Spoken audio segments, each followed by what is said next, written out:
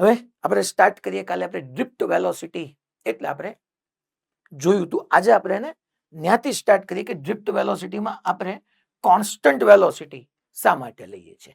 પહેલા કાલે જે ફોર્મ્યુલા ભણ્યા એમાં આપણે મેઇન એક ફોર્મ્યુલા ડ્રિફ્ટ વેલોસિટીની આવી ભણ્યા હતા, that is VD is equal two EE by m into tau. VD is drift velocity, charge, electric field, mass of electron and mean relaxation time. તો આપણે કીધું હતું. આ એક ફોર્મ્યુલા કાલે કામની હતી. પછી એક આપણે પ્રોબ્લેમમાં પહેલા ભણ્યા ને છેલ્લે ભણ્યા, J is equal to any VD. આના ઉપરના ઘણા બધા ક્વેશ્ચન તમારે આવે છે. આજે આપણે ક્વેશ્ચન જ સોલ્વ કરવાના છે મેઇન. તો J is equal to I by A મૂકું તો I is equal to n e VDA આવું બી ભણ્યા હતા. પછી એક ઇમ્પોર્ટન્ટ ફોર્મ્યુલા સિગ્મા અને રો ની ભણ્યા. Sigma is equal to NE square tau by m આવું બી આપણે ભણ્યા. તો અહીંયા rho is equal to m upon NE square tau. Sigma એટલે કંડક્ટિવિટી, વાહકતા કીધી હતી. રો એટલે અવરોધકતા, રેઝિસ્ટિવિટી કીધી હતી. આ બધાથી આપણે કાલે આ બધાના ઇક્વેશન જોયા અને તમે બધાએ રીડ કર્યું હશે. આજે આપણે ડ્રિફ્ટ વેલોસિટી, કાલે આપણે કીધું હતું drift velocity means constant velocity યા એવરેજ વેલોસિટીને આપણે ડ્રિફ્ટ વેલોસિટી કહેતા હતા. તો આજે હું તમને એનું પ્રૂફ આપું છું. પહેલા ત્યાંથી જ સ્ટાર્ટ કરીએ કે ડ્રિફ્ટ વેલોસિટી. હું અહીંયા આવી રીતનો એક સિલિન્ડ્રિકલ કંડક્ટર લઉં, ડ્રિફ્ટ વેગ. અને સિલિન્ડ્રિકલ કંડક્ટર એટલે આવી રીતનો છોકરાઓ એક નળાકાર વાહક થયો. સિલિન્ડ્રિકલ કંડક્ટર મેં લીધું. તમને કાલે સમજાવ્યું હતું એને હું અહીંયા સાથે સાથે રિકેપ કરતો જાઉં. તમને ખબર જ છે કે આની અંદર છોકરાઓ પ્લેન્ટી ઓફ ફ્રી ઇલેક્ટ્રોન્સ હશે, જેને આપણે સ્મોલ એન કહેતા હતા, ફ્રી ઇલેક્ટ્રોન ડેન્સિટી. હવે જોયું તું 1 મીટર ક્યુબમાં 10⁻28 જેટલા હતા. તો આની અંદર કેટલા બધા ફ્રી ઇલેક્ટ્રોન હશે. એ બધા રેન્ડમાઇઝ મોશન કરતા હોય, જેને બ્રાઉનિયન મોશન કહેવાય. હવે કીધું તું કે આ રૂમની અંદર કેમ બધા એટમ જે છે એ બ્રાઉનિયન મોશન કરતા હોય ગમે એમ. હવે કાલે એવું સમજ્યા હતા આવી રીતનો કોઈ ક્રોસ સેક્શન લઈએ તો જેટલા ઇલેક્ટ્રોન્સ લેફ્ટ ટુ રાઈટ જતા હોય એટલા જ રાઈટ ટુ લેફ્ટ જતા હોય. એની સ્પીડ આપણે જોઈ હતી ઓલમોસ્ટ 1000 કિલોમીટર પર સેકન્ડ. બટ ધો એ કરંટ પ્રોડ્યુસ કરવા માટે કન્ટ્રીબ્યુટ નહોતા કરતા, એટલી લાર્જ સ્પીડ હતી છતાંય તે. એનું રીઝન બી આપણે સમજ્યા હતા કે આની અંદરથી નેટ ચાર્જ ફ્લો 0 છે. જેટલા લેફ્ટ ટુ રાઈટ જાય છે એટલું રાઈટ ટુ લેફ્ટ જાય છે. એ કોઈ પર્ટિક્યુલર ડિરેક્શનમાં છોકરાઓ પ્રાયોરિટી નથી આપતા. પછી આપણે 12 થી બેટરી કનેક્ટ કરી, ઇલેક્ટ્રિક ફિલ્ડ આપણે આપ્યું. મેં કાલે તમને એક એનસીઆરટીમાં રીડ કરવાનું કીધું હતું. જેટલા સ્ટુડન્ટે સિરિયસનેસ સાથે રીડ કર્યું હશે હાલશે, જેટલા સ્ટુડન્ટે સિરિયસનેસ થોડી દાખવીને ઘરે જઈને એનસીઆરટી માટે રીડ કર્યું હશે. જો આમાં તો એવું છે, હું અહીંયા અત્યારે અનમ્યુટ કરીને આંગળી ઊંચી કરાવું, કેટલાય કર્યું તો ઓલમોસ્ટ બધા આપણે ઓકે સર મેં રીડ કર્યું હતું. બટ અલ્ટિમેટલી તો આપણો આત્માને જ ખબર હોય કે આપણે કેટલું રીડ કરીએ છીએ, કેટલી આપણે હાર્ડવર્ક કરીએ છીએ, કેટલું સ્માર્ટ વર્ક કરીએ છીએ. જેને રીડ કર્યું હશે અને સમજાણું હશે કે મેં જે એનસીઆરટી હતી ને, આઈડિયલી આપણે બોર્ડ પોઈન્ટ ઓફ વ્યૂથી જોવા જઈએ ને તો એનસીઆરટીને એ સમજવા માટે તમારે એનાથી એક લેવલ અપ જઈને જ સમજવું પડે. હજી ન સમજ્યું હોય, હજી જો તમે રીડ ન કર્યું હોય તો આજે ઘરે જઈને રીડ કરજો. તમને સમજાશે કે આ જે હું રીડ કરું છું ના લખ્યું છે તો જ સમજાય. જો આપણે લાસ્ટ લેક્ચરમાં જે રીતે આપણે સમજાવ્યું હતું એ તમે સમજાવો તો, અધરવાઇઝ બાકી એ ખાલી રીડિંગ બનીને રહે, બીજું કઈ ન રહે. તો આપણે 1000 કિલોમીટર પર સેકન્ડની ડ્રિફ્ટ સ્પીડ હતી, સોરી રેન્ડમ સ્પીડ જે હતી એનાથી આપણે જોયું કે ભાઈ કરંટમાં કન્ટ્રીબ્યુટ ન કર્યું, એટલે આપણે ઇલેક્ટ્રિક ફિલ્ડ બહારથી આપ્યું. બહારથી ઇલેક્ટ્રિક ફિલ્ડ આપવા માટે આપણે અહીંથી આવી રીતની એક 20 વોલ્ટની બેટરી કનેક્ટ કરી હતી વાયા સ્વિચ. સ્વિચ ઓફ છે એટલે કે અત્યારે કનેક્શન નથી બનાવ્યું. એ પહેલા છોકરાઓ ઇલેક્ટ્રોન તો બ્રાઉનિયન મોશન કરતા જ હશે. જેવું અહીંથી સ્વિચને ક્લોઝ કરીશ, આ 20 વોલ્ટની બેટરી અહીંયા 20 વોલ્ટ આવી જાય, અહીંયા 0 આવે. સમજો તમે ચેપ્ટર 2 માં આવું ભણી ગયા છો, પોટેન્શિયલનો કોઈ રોલ જ નથી, મેઇન રોલ પોટેન્શિયલ ડિફરન્સનો છે. તો મેં અહીંયા બેટરીમાં હું 20 વોલ્ટની બેટરી કરું ને, આજે આપણે આ ચેપ્ટરની અંદર આગળ જતા જતા સમજવાના જ છે કે 20 વોલ્ટની બેટરી અહીંયા હું લઉં ને તો કોઈ એક જગ્યાએ હું 0 લઈ શકું સર્કિટમાં. આ વાત આજે હું ઇન્ટ્રોડ્યુસ કરી દઉં છું. આગળ જતા હું ઘણા બધા એક્ઝામ્પલ થ્રુ તમને પ્રૂવ બી કરી દેવાનો છું કે કોઈ એક જગ્યાએ હું 0 લઈ શકું. આ 20 વોલ્ટની બેટરી છે, અહીંથી આવી રીતની માની લો તો અહીંયા હું 20 લઉં તો અહીંયા હું 0 લઈ શકું. હવે હા એવું કરી શકાય, ટુ વીન વી લઈ શકાય, મારે તો ડિફરન્સ વી નો જોઈએ છે, તો મેં 20 વોલ્ટની બેટરી લીધી, જેવી સ્વિચ ક્લોઝ કરી એટલે તમને ખબર જ છે, હવે તો આજે ત્રીજો દિવસ છે આ બોલવાનો, કે 3 × 10⁸ મીટર પર સેકન્ડની સ્પીડથી ઇલેક્ટ્રિક ફિલ્ડ એસ્ટાબ્લિશ થાય. ઇલેક્ટ્રિક ફિલ્ડ શું કામ આપવું પડે એ બી કાલ તમે સમજ્યા, કે વિધાઉટ ઇલેક્ટ્રિક ફિલ્ડ આપણને સસ્ટેનેબલ કરંટ ન મળે. ઇન શોર્ટ, સસ્ટેનેબલ કરંટ માટે આપણે જોયું હતું કે ક્લોઝ લૂપ થવું જરૂરી છે, સર્કિટ કમ્પ્લીટ થવી જરૂરી છે. તો મેં અહીંયા સર્કિટને કમ્પ્લીટ કરી, ઇલેક્ટ્રિક ફિલ્ડ આપ્યું. હવે અહીંયા ઓલા ઇલેક્ટ્રોન જે છે આની અંદરના, એ બ્રાઉનિયન મોશન કરતા હતા ડ્યુ ટુ થર્મલ એજિટેશન, બહારથી ઉષ્મા ઉર્જાને કારણે. આ ઇલેક્ટ્રિક ફિલ્ડ આવ્યું એટલે છોકરાઓ થર્મલ એજિટેશન કરતા કરતા ઇલેક્ટ્રિક ફિલ્ડની ઓપોઝિટ ડાયરેક્શનમાં એની ઉપર ઈ જેટલું ફોર્સ એક્ઝર્ટ થયું. કાલે આપણે આવું બી મેં તમને સાઈડમાં સમજાવ્યું હતું કે આ ઇલેક્ટ્રોન આમ જતો હોય, પછી ત્યાંથી કોલાઇડ થઈને એનો પાથ આવો કંઈક થાય, પાછો આવો કંઈક પાથ થાય, પછી આપણે એવું અહીંયા કીધું કે હું માની લો એમથી બહારથી આમ એક્સટર્નલ ઇલેક્ટ્રિક ફિલ્ડ આપી દઉં તો આની ઉપર આ ડાયરેક્શનમાં ઈ જેટલું ફોર્સ લાગે, અને એસલરેશન તમે ફાઇન્ડ કરવા જાઓ તો ઈ/m જેટલું એસલરેશન આવે, એટલે એનો પાથ આમે નહીં હોય ને આમે નહીં હોય, એ કંઈક v1 વેલોસિટીથી ટ્રાવેલ કરતો હશે, જે આપણે સમજ્યા હતા. તો હવે અહીંયા શું થયું છોકરાઓ, હવે આપણે પ્યોરલી આજના લેક્ચરમાં વધારે આગળ વધીને કોન્સ્ટન્ટ કેમ છે હું તમને સમજાવવાનું શરૂ કરું. હું આ એક ઇલેક્ટ્રોનને અહીંયા ઝૂમ કરીને દેખાડું છું. આપણે એક સિંગલ ઇલેક્ટ્રોનનું ડિસ્કશન કરીએ છીએ.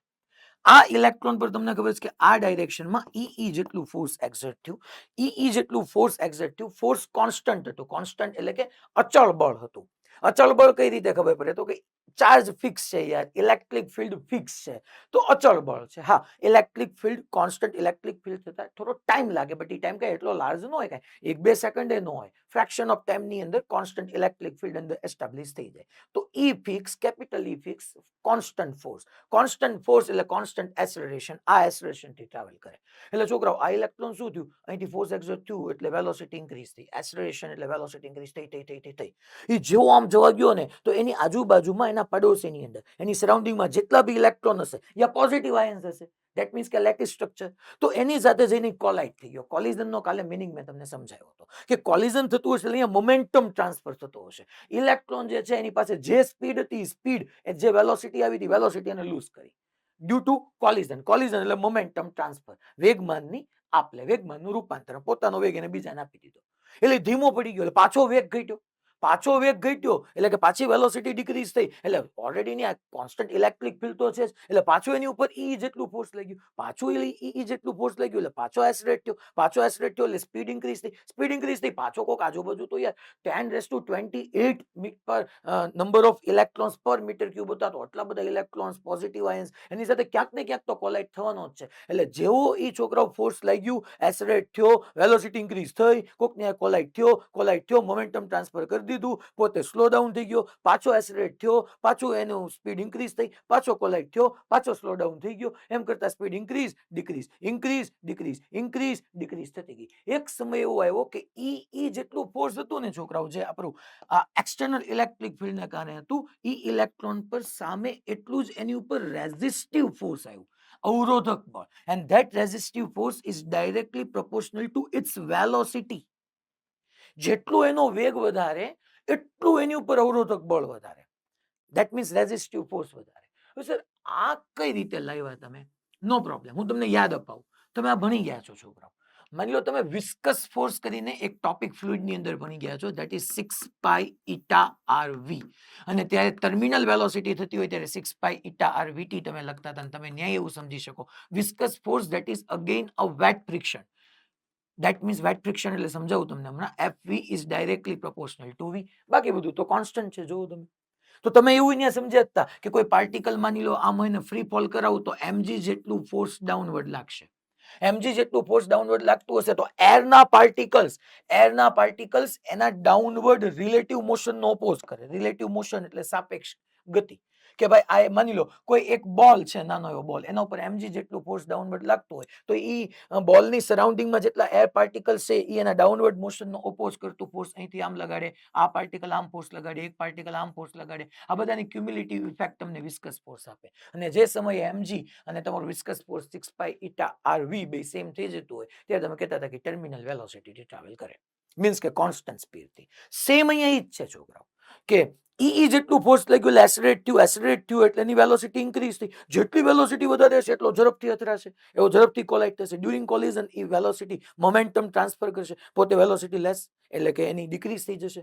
તો આ જે છે એ રેઝિસ્ટિવ ફોર્સ એ આવું જ થયું છોકરાઓ, કે ઇલેક્ટ્રોન જ્યારે બીજા ઇલેક્ટ્રોન સાથે કોલાઇડ થાય છે ત્યારે ઈ ઇલેક્ટ્રોન બીજા ઇલેક્ટ્રોન પર જે ફોર્સ લગાડે that is your resistive force, and this resistive force is directly proportional to V. અચ્છા, હું પ્રોપોર્શનાલિટી રિમૂવ કરું એટલે કે આ સમપ્રમાણતા દૂર કરું તો એક અચળાંક કે આવે અને એને હું લખી શકું કે ઇન્ટુ વી. અને એક સમય એવો આવી જાય છોકરાઓ કે આ ઇલેક્ટ્રોન પર જેટલું લેફ્ટવર્ડ ઈ ફોર્સ હશે એટલું જ રાઇટવર્ડ કેવી થશે, બે સેમ થઈ જશે. સાહેબ ઈ કેમ થશે? તમને મેં કીધું ને, કોલાઇડ થાય, સ્પીડ ડિક્રીઝ થઈ, પાછું ફોર્સ છે જ તે આ જ ડાયરેક્શન, એટલે પાછું એસેલરેશન આવે, પ્રવેગ આવે, વેગ વધે. જેટલો વેગ વધે એટલું રેઝિસ્ટિવ ફોર્સ વધે, કારણ કે તમારું રેઝિસ્ટિવ ફોર્સ અવરોધક બળ ઈ વેગના સમપ્રમાણમાં છે, વેલોસિટીને ડાયરેક્ટલી પ્રોપોર્શનલ છે. અચ્છા, એનું હું લોજિક તમને કહું કે એ વેલોસિટીને ડાયરેક્ટલી પ્રોપોર્શનલ કેમ આવ્યું? બીકોઝ ઓફ કે અહીંયા જ્યારે કોલાઇડ થાય છે ને ત્યારે કરે છે શું? જ્યારે કોલાઇડ થાય છે ઇલેક્ટ્રોન પોઝિટિવ આયન સાથે, ત્યારે મોમેન્ટમ ટ્રાન્સફર કરે છે. જે ખેલ છે એ વેલોસિટીનો જ ખેલ છે. મીન્સ કે રેઝિસ્ટન્સ ક્યાં આવ્યું? તો કે એની વેલોસિટીમાં, યા તો ડિક્રીઝ થઈ, પછી પાછું ઇન્ક્રીઝ કરીએ છીએ, પાછી ડિક્રીઝ થાય છે. તો રેઝિસ્ટિવ ફોર્સ હું એમ જ કહી શકું ડાયરેક્ટલી પ્રોપોર્શનલ ટુ વેલોસિટી છે, બીકોઝ ઓફ જે રેઝિસ્ટન્સ આવે છે એના સ્પીડને રિગાર્ડિંગ જ આવે છે. So FR is directly proportional to V. Proportionality remove કરો એટલે છોકરાઓ એક કોન્સ્ટન્ટ કે આવી જાય, અને જે ટાઈમ પર ઈ અને કેવી બે સેમ થઈ ગયા છોકરાઓ, આ બંનેની વેલ્યુ સેમ, ધેટ મીન્સ કે it is a constant velocity, કારણ કે નેટ ફોર્સ 0 થઈ ગયું. સો whenever આપણે એવું લખી શકીએ કે ઈ is equal to kV at that time electron will move with constant speed या constant velocity, with constant speed या constant velocity. મીન્સ કે હવે હું એમ કહી શકું કે એસેલરેશન 0 થઈ ગયું. મારે અહીંથી લખવું હોય છોકરાઓ, એસેલરેશન ઓફ ઇલેક્ટ્રોન લખવું હોય, એસેલરેશન ઓફ ઇલેક્ટ્રોન મારે લખવું હોય તો હું લખી શકું A is equal two net force, તમને ખબર જ છે છોકરાઓ, F નેટ અપોન એનું માસ ઓફ ઇલેક્ટ્રોન. તો F નેટ અહીંયા તમે જોવા જાઓ તો છોકરાઓ ઈ લેફ્ટવર્ડ છે ને કેવી રાઇટવર્ડ છે, તો હું લખી શકું ઈ માઇનસ કેવી અપોન એમ. તો acceleration A is equal to E minus કેવી અપોન એમ. મેં એમ કીધું કે it move with constant speed, constant velocity. તો એસેલરેશન કેટલું થઈ ગયું હોય છોકરાઓ? ડેફિનેટલી 0. હું આટલા પોર્શન નહીં થઈ જવા દઉં, તો એસેલરેશન આપણું 0 થઈ જવાનું છે. અને એસેલરેશન 0 થઈ ગયો એનો મીનિંગ શું થઈ ગયું કે A ઇઝ ઇક્વલ ટુ 0 ક્યારે થશે? જ્યારે હું એમ કહી શકું A is equal to 0 when V is equal to, હું લખી શકું V is equal to E by K. જો તમે છોકરા અહીંયા હું આ તમને એમ થશે આ તમે ક્યાંથી લાવ્યા? અચ્છા, અહીંયા મારે A is equal to 0 prove કરવું છે. હું તમને થોડું સાઈડમાં એક રફ વર્ક કરીને આપું છું. અહીંયા તમે ચેક કરો તો A is equal to E minus કે ના કે. હું V ની જગ્યાએ ઈ બાય કે મૂકું તો જ આ 0 પ્રૂવ થાય. જોઈ લો, તમે ચેક કરી લો. કે કેન્સલ, ઈ માઇનસ ઈ 0, તો જ એસેલરેશન 0 થાય. મીન્સ કે મારી પાસે ડ્રિફ્ટ સ્પીડ આવી, ડ્રિફ્ટ વેલોસિટી આવી, V is equal to E by K into E. અને છોકરાઓ આને હું ડ્રિફ્ટ વેલોસિટી ડેફિનેટલી કહી શકું. Why? Because of it is constant speed, constant velocity. હું મેગ્નિટ્યુડની જ વાત કરું છું એટલે હું સ્પીડ બોલું તો ચાલે. એ તો અચળ ઝડપ છે, અચળ ડ્રિફ્ટ વેગ છે. અચળ કેમ થઈ ગયો? તમે સમજ્યા કે જેટલું ઈ જેટલું ફોર્સ લાગતું હતું એટલું જ રેઝિસ્ટિવ ફોર્સ કેવી આવી ગયું, નેટ ફોર્સ 0 થઈ ગયું. અને રેઝિસ્ટિવ ફોર્સ ઈ સ્પીડને ડાયરેક્ટલી પ્રોપોર્શનલ હતું. જેટલું એસેલરેટ થાય, જેટલી વેલોસિટી ઇન્ક્રીઝ થાય એટલું જોરશોરથી સામે રેઝિસ્ટિવ ફોર્સ લાગે. અને એક ટાઈમે ઇલેક્ટ્રોન પર ઈ ને કેવી સેમ થઈ જાય, એટલે ઈ ઇલેક્ટ્રોન હવે કોન્સ્ટન્ટ વેલોસિટીથી ટ્રાવેલ કરશે. But listen, constant velocity, constant સ્પીડથી ટ્રાવેલ કરશે, સ્ટ્રેટ પાથ પર નહીં. બીકોઝ ઓફ સ્ટીલ હજુ ઓલા થર્મલ હેઝિટેશન તો હશે જ તે, થર્મલ હેઝિટેશન તો હશે જ તે. તો ઇલેક્ટ્રોનનો પાથ સ્ટ્રેટ નહીં હોય, એ તો ઝિગઝેગ જ રહેવાનો જ છોકરાઓ. હા, સ્પીડ કોન્સ્ટન્ટ આવી ગઈ, જેને આપણે કાલે એવરેજ સ્પીડ કીધું. તમે એનસીઆરટી રીડ કરશો ને તમને દેખાશે. કાલે યાદ કરો, મેં વી એવરેજ ને જ વીડી કીધું હતું. જો તમારી પાસે નોટ્સમાં, એટલે હું નોટ્સમાં લખાવું છું, તમે ચેક કરી શકશો કે વી એવરેજ ને જ આપણે વીડી કહી દીધું હતું. જે એવરેજ કોન્સ્ટન્ટ વેલોસિટી છે એને જ આપણે ડ્રિફ્ટ વેલોસિટી કહી દઈએ. આ ઈ itself a constant, ચાર્જની વેલ્યુ 1.6 into 10⁻⁻⁹ કે એ તો કોન્સ્ટન્ટ જ છે. તો આ બે કોન્સ્ટન્ટ ને ભેગો કરીને હું એક નવો કોન્સ્ટન્ટ અહીંયા ઇન્ટ્રોડ્યુસ કરી દઉં. that is Vd is equal to mu e, and mu is equal to લખી નાખું Vd by E, where mu is equal to mobility of free electron. ઊભી લીટી આડી લીટી નહીં, mobility of free electron. આ મોબિલિટી થઈ ગઈ. mu is equal to Vd by E. અચ્છા, એને ડિફાઇન કરવું હોય તો ડ્રિફ્ટ વેલોસિટી પર unit electric field, that is mobility. મોબિલિટીને આપણે ડિફાઇન કરવી હોય તો ડ્રિફ્ટ વેલોસિટી પર unit electric field, that is your mobility mu. તો આ mu is equal to Vd by E આપણે પ્રૂવ કર્યું. આને અકોર્ડિંગ આગળ વધીએ તો અહીંયા જે કાલે મેં તમને સ્ટાર્ટિંગ શરૂ કર્યું હતું કે Vd એટલે કોન્સ્ટન્ટ વેલોસિટી, એ આપણે પ્રૂવ કર્યું. હું પાછળ એની ડેફિનેશન લખું છું. mu is equal to Vd by E. એના યુનિટને ડિસ્કસ કરીએ. તો કે ભાઈ આપણે અહીંયા એક નવી ટર્મ ડિફાઇન કરી, that is mobility. Mobility, it means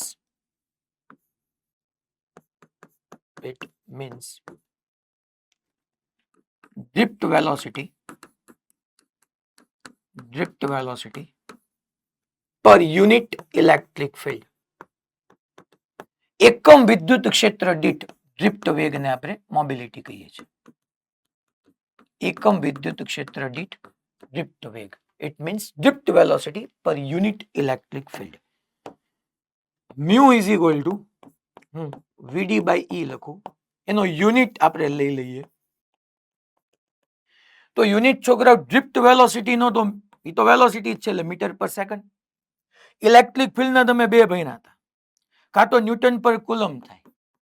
F is equal to QE પરથી આનો ન્યૂટન આનો કુલમ, તો ન્યૂટન પર કુલમ. અને V is equal to ED પરથી આનો વોલ્ટ અને આનો મીટર, તો બે થાય. હું અહીંયા વોલ્ટ પર મીટર લખું છું. તો તમારી પાસે આ યુનિટ રેડી થઈને આવી ગયો, મીટર સ્ક્વેર પર વોલ્ટ ઇન્ટુ સેકન્ડ. આવી રીતના કંઈક આપ્યું હોય ને તો એ મોબિલિટી હોય. જોજો,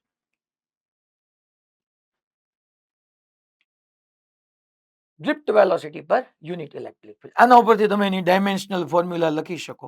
હું અહીંયા હોમવર્કમાં આપું છું એટલું. V ની ખબર હોય, મી તો IL2 આ T1 અને V ની આપણે કાલ ઓલરેડી ભણ્યા હતા, એના ઉપરથી તમે ડાયમેન્શનલ ફોર્મ્યુલા લખી શકો. હવે આપણે કાલે જે બધી ફોર્મ્યુલા જોઈ હતી એને થોડીક યાદ કરીને એના ઉપરથી આને ઇન્ટ્રોડ્યુસ કરીએ વીડી ને. આનો મીનિંગ એમ થઈ ગયો, ડ્રિફ્ટ વેલોસિટીની બીજી એક ફોર્મ્યુલા આવી ગઈ મ્યુ ઈ. જોજો બરાબર. એટલે ફોર્મ્યુલાનો આપણે લિસ્ટ બનાવતા જઈએ તો એક કામની છે J is equal to N V D. J is equal to I by A મૂકી દો તો I is equal to N V D A. V D is equal to mu E આવી ગયું એક. હવે હું કાલની ફોર્મ્યુલા પાછી રિવાઇઝ કરાવું તમને અહીંથી એક જ તે. છોકરાઓ આપણે આવું નહોતું લખ્યું કાલે. J ઇઝ ઇક્વલ ટુ હમણાં મેં લખ્યું હતું એની વીડી. I is equal to N V D એ. હું વીડી ની જગ્યાએ હવે તમારી પાસે બે ચોઇસ આવી, હું બે ચોઇસ ને એક વખત યુઝ કરું. જો NEA એઝ ઇટ ઇઝ રાખું. વીડી ઇઝ ઇક્વલ ટુ કાલે તમે આવું ભણ્યા હતા EE બાય M ઇન્ટુ ટો. આવો પ્રકાર ભણ્યા હતા. ઈ મેં મૂક્યું. તમને એમ થાય સાહેબ તો વીડી ઇઝ ઇક્વલ ટુ મ્યુ ઈ મૂકો ને. યસ, હમણાં ઈ પણ આપણે પુટ કરશું. હવે જોજો એક વાત, I ઇઝ ઇક્વલ ટુ, હું એક કામ કરું, I બાય A લખું તો I બાય A લખીશ, I બાય A અને સિમ્પ્લિફાઈ કરો તો જો તો E ઇન્ટુ E સ્ક્વેર થઈ જશે, એટલે NE સ્ક્વેર મેં કહી દીધું. NE સ્ક્વેર ઇન્ટુ ટો લઈ લઉં અપોન M ઇન્ટુ E. આવું લખી શકું છું. જો તો E ઇન્ટુ E સ્ક્વેર થઈ ગયું, એ તો ડિનોમિનેટરમાં આવી ગયું. NE સ્ક્વેર ટો અપોન M. યસ, અહીંથી જો તમે બધા શાંતિથી I બાય A એટલે J. Yes, n e square tau by m into e. થોડું યાદ કરો જો રિવાઇઝ કરીને આવ્યા હો તો n e square tau by m એટલે કંડક્ટિવિટી સિગ્મા. તો તમારી પાસે ફોર્મ્યુલા બની ગઈ J is equal to sigma E. નવી એક ફોર્મ્યુલા આવી ગઈ where J is equal to current density, conductivity and electric field. અને તમને હું એક ઇમ્પોર્ટન્ટ વાત અહીંયા કહીશ. It is Ohm's law. J is equal to sigma E. It is the vector form of Ohm's law. હું અહીંયા અને વેક્ટોરિયલી લખી શકું ને J is equal to sigma E ને મારે વેક્ટોરિયલ લખવું છે. અચ્છા J current density vector quantity yes હવે બની ગયા. એની ડાયરેક્શન કરંટની ડાયરેક્શનમાં હતી યાદ કરો. J vector quantity. Sigma conductivity ના કંડક્ટિવિટી અને રેઝિસ્ટિવિટી એ તો બંને સ્કેલર હતી. Electric field yes vector quantity yes why not it is vector quantity. અને આ બી તમને ખબર જ છે છોકરાઓ કે જ્યારે હું વેક્ટોરિયલ લખું ત્યારે ઇક્વાલિટી એટલે કે સદિશ સ્વરૂપે લખું ત્યારે બરાબરની ડાબી બાજુ અને જમણી બાજુ ઇક્વાલિટીની લેફ્ટ સાઈડ ને રાઈટ સાઈડ બે જગ્યાએ એક એક વેક્ટર ક્વોન્ટિટી હોય તો બેની ડાયરેક્શન સેમ જ હોય. હું એમ કહું છું કે કરંટ ડેન્સિટી ને ઇલેક્ટ્રિક ફિલ્ડની ડાયરેક્શન સેમ જ થવી જોઈએ એઝ પર ધીસ ઇક્વેશન. આપણે પ્રૂવ કરી દઈએ એટલે કેમ ન થાય. જો તો કરંટ ડેન્સિટીની ડાયરેક્શન કોની ડાયરેક્શનમાં હોય તો કે કરંટની ડાયરેક્શનમાં. અચ્છા ઇલેક્ટ્રોન આમ ટ્રાવેલ કરે તો કરંટ આમ જ હોવાનો યસ વાય નોટ. અચ્છા બીજી વાત કે છોકરાઓ આ V વોલ્ટ નું રાખ્યું ઇલેક્ટ્રિક ફિલ્ડ એ જો ઈ ડાયરેક્શનમાં છે. જોવો ને મેં ઉપર શો જ કર્યું છે.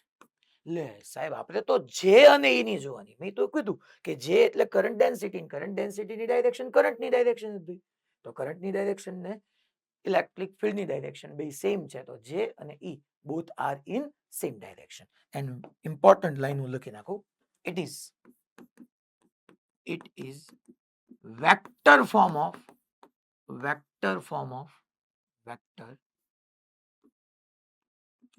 of Ohm's law. ઓહમના નિયમનું સદિશ સ્વરૂપ છે છોકરાઓ. J is equal to sigma E એ ઓહમના નિયમનું સદિશ સ્વરૂપ છે. ઓકે તો સાહેબ તમે પ્રૂવ કરી દો હાલ આના ઉપરથી. હું J is equal to sigma E પરથી V is equal to IR prove કરી દઉં અને V is equal to IR પરથી J is equal to sigma E prove. બે અડધી મિનિટનું કામ છે. જો અહીંયા આપણે સ્લાઇટલી આમ વ્યા જઈએ તો જો તો આમ આપણે કરી શકીએ કે જે અચ્છા હું નેક્સ્ટ સ્લાઇડ લઈ લઉં. It is vector form of Ohm's law આપણે લખ્યું. We know that J is equal to sigma E. ચલો J ની જગ્યાએ હું I by A લખું. ઓકે સિગ્મા એટલે 1 ρ લખાય વાય નોટ કારણ કે કંડક્ટિવિટી એટલે રેઝિસ્ટિવિટી નું ઉલટું. ρ એટલે 1 સિગ્મા સિગ્મા એટલે 1 ρ. અચ્છા ઇલેક્ટ્રિક ફિલ્ડ તો V is equal to આપણે નો બની ગયા કે ભાઈ કંડક્ટર ને અક્રોસ બેટરી મેં કનેક્ટ કરી હોય તો V is equal to ED D નહીં છોકરાઓ L. તો E ની જગ્યાએ હું નો લખી નાખું છોકરાઓ V by L. તો હવે તમે જોવા જાવ તો અહીંથી આપણે નો લખી શકીએ. અહીંથી V ને સબ્જેક્ટ કરો છોકરાઓ તો V is equal to અચ્છા પહેલા બધાને અહીંયા લઈ લો. આ ρ L અહીંયા આવી ગયું અપોન A અહીંયા I is equal to V. હલો ρ L by A આપણે કાલ ભણી ગયા હતા ને રેઝિસ્ટન્સ તો V is equal to IR. યો મેં પ્રૂવ કરી દીધું. મેં લીધું J is equal to sigma E અને J ની જગ્યાએ I by A મૂક્યું. સિગ્મા ની જગ્યાએ 1 ρ મૂક્યું. કંડક્ટિવિટી E રેઝિસ્ટિવિટી નું ઉલટું. V is equal to ED E ની જગ્યાએ V by L. ρ L by A એટલે રેઝિસ્ટન્સ અવરોધ થાય તો V is equal to IR. તમને ખબર છે. અને આના ઉપરથી આપણે કહી શકીએ કે V is directly proportional to V. Sorry V is directly proportional to I. હવે એવી જ રીતના V is equal to IR લઉં તો મારે એ જ લખવાનો થાય છોકરા. સાઈડમાં આ કઈ તમારે નોટ કરવાની જરૂર નથી. પણ માની લો મારે આવું કરવું છે મારે અહીંયા I ના I રાખવા પડે.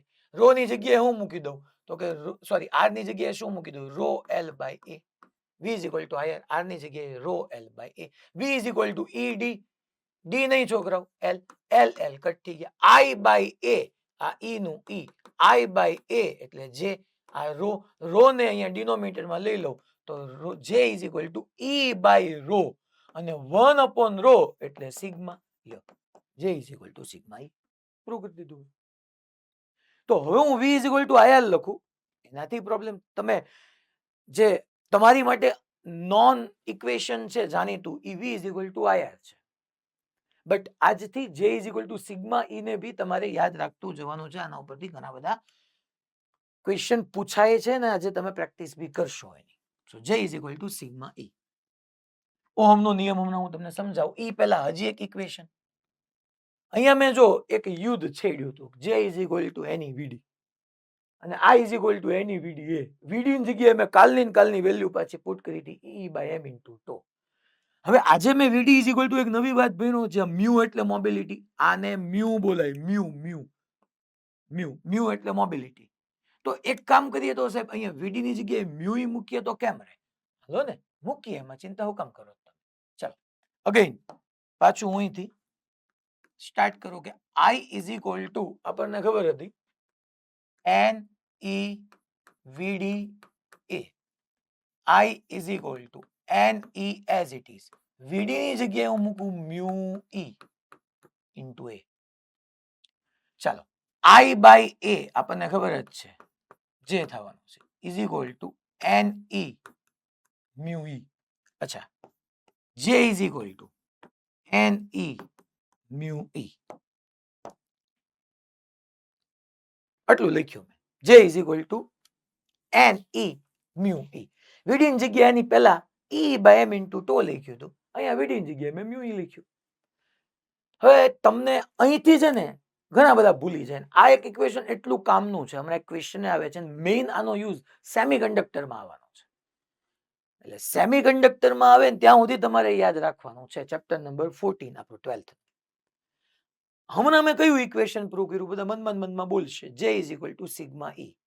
તો અચ્છા, J is equal to N E mu E અને J ઇઝ ઇક્વલ ટુ હું ન લખી શકું છોકરાઓ sigma E.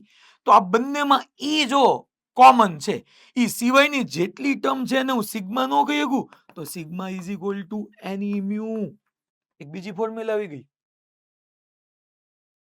Sigma is equal to n e mu. Sigma એટલે શું? આ કંડક્ટિવિટી, વાહકતા, is equal to N. N શું છે? Number of free electrons per unit volume, એટલે free electron density. E charge, mu તો કે મ્યુ શું ભાઈ? મોબિલિટી. આ ફોર્મ્યુલા પરથી આજે એક ક્વેશ્ચન આપણે હમણાં જ જોવાનો છે અને ઓલરેડી PYQ આવી ગયો છે આ ક્વેશ્ચન પરથી. અને તમારે સ્ટાન્ડર્ડ 12th ચેપ્ટર 14 માં આનો ભરીનો ઉપયોગ આવશે. Standard 12th chapter 14. Sigma is equal to n e mu. હવે આપણે પ્રોબ્લેમમાં આગળ વધીએ પહેલા V ઇઝ ઇક્વલ ટુ હું IR આપણે ભણી ગયા છીએ છોકરાઓ. તો પહેલા હું તમને અહીંયા ઓહમ્સ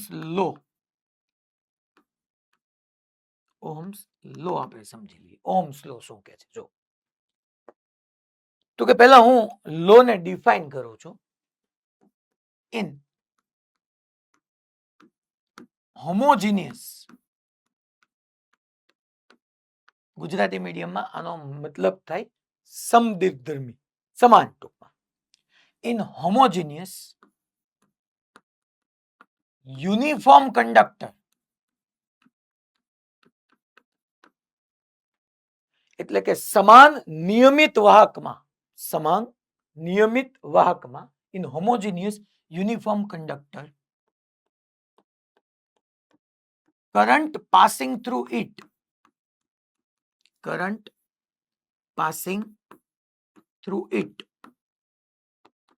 એટલે કે એમાંથી પસાર થતો પ્રવાહ is directly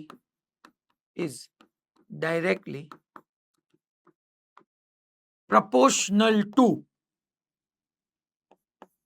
potential difference applied across it. આખું ગુજરાતી હું બોલું છું.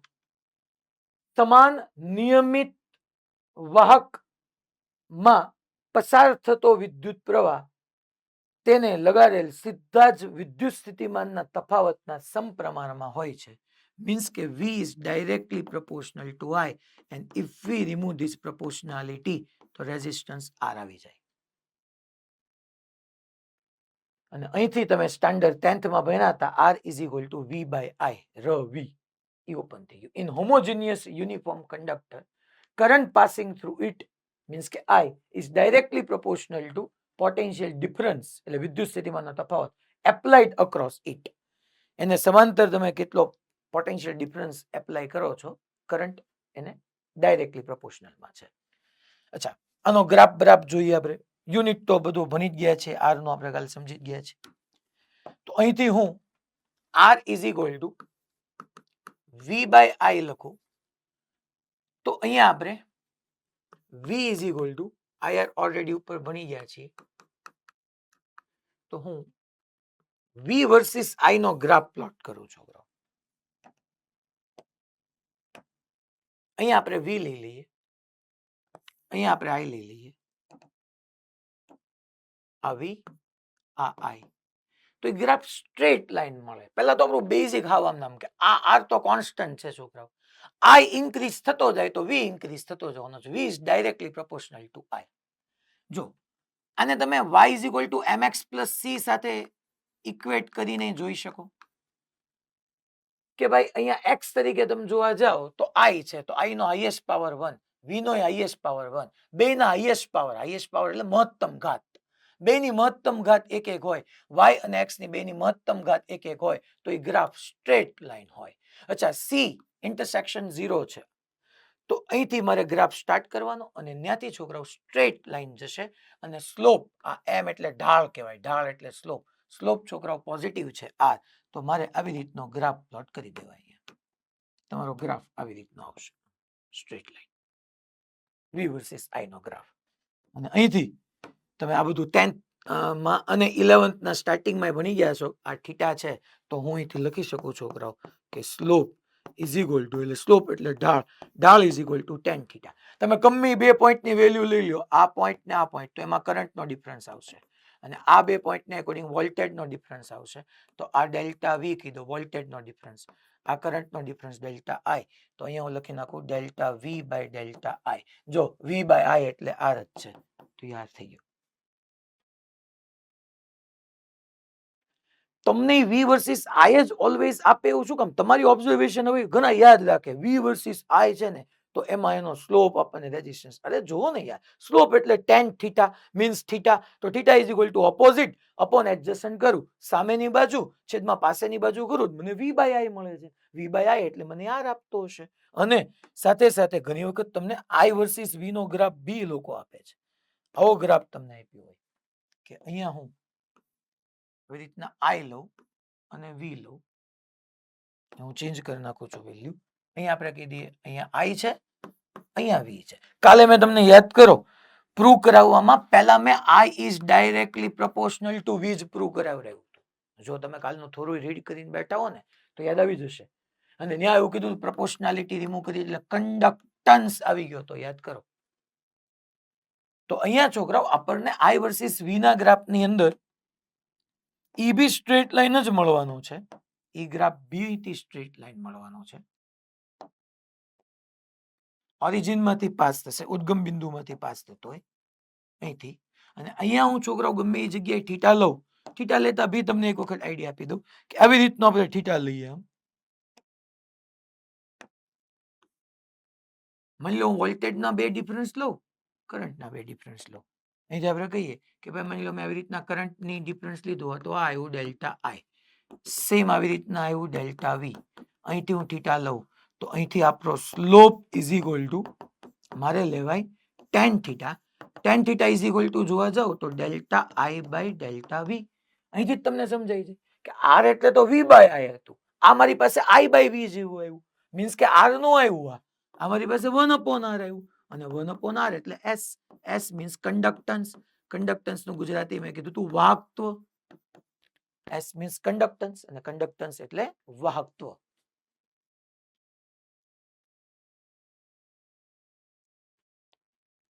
તો જોવું પડે કે વી વર્સિસ આઈ નો ગ્રાફ છે કે આઈ વર્સિસ વી નો ગ્રાફ છે. હવે એકાદ બે ઈઝી પ્રોબ્લેમ અને સાથે સાથે હું તમને એની અંદર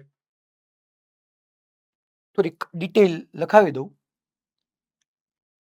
પહેલા જે કોઈ ડિવાઇસ છે ને છોકરા, એ વી વર્સિસ આઈ કન્ડિશન ને ફૂલફિલ કરે ને એવી ડિવાઇસ ને ઓહોમિક ડિવાઇસ કહેવાય. એવી ડિવાઇસને આપણે કેવી ડિવાઇસ કહેશું? ઓહોમિક ડિવાઇસ. ઓહોમિક ડિવાઇસ એટલે કે જેમાં V is directly proportional to I યા I is directly proportional to V હોય.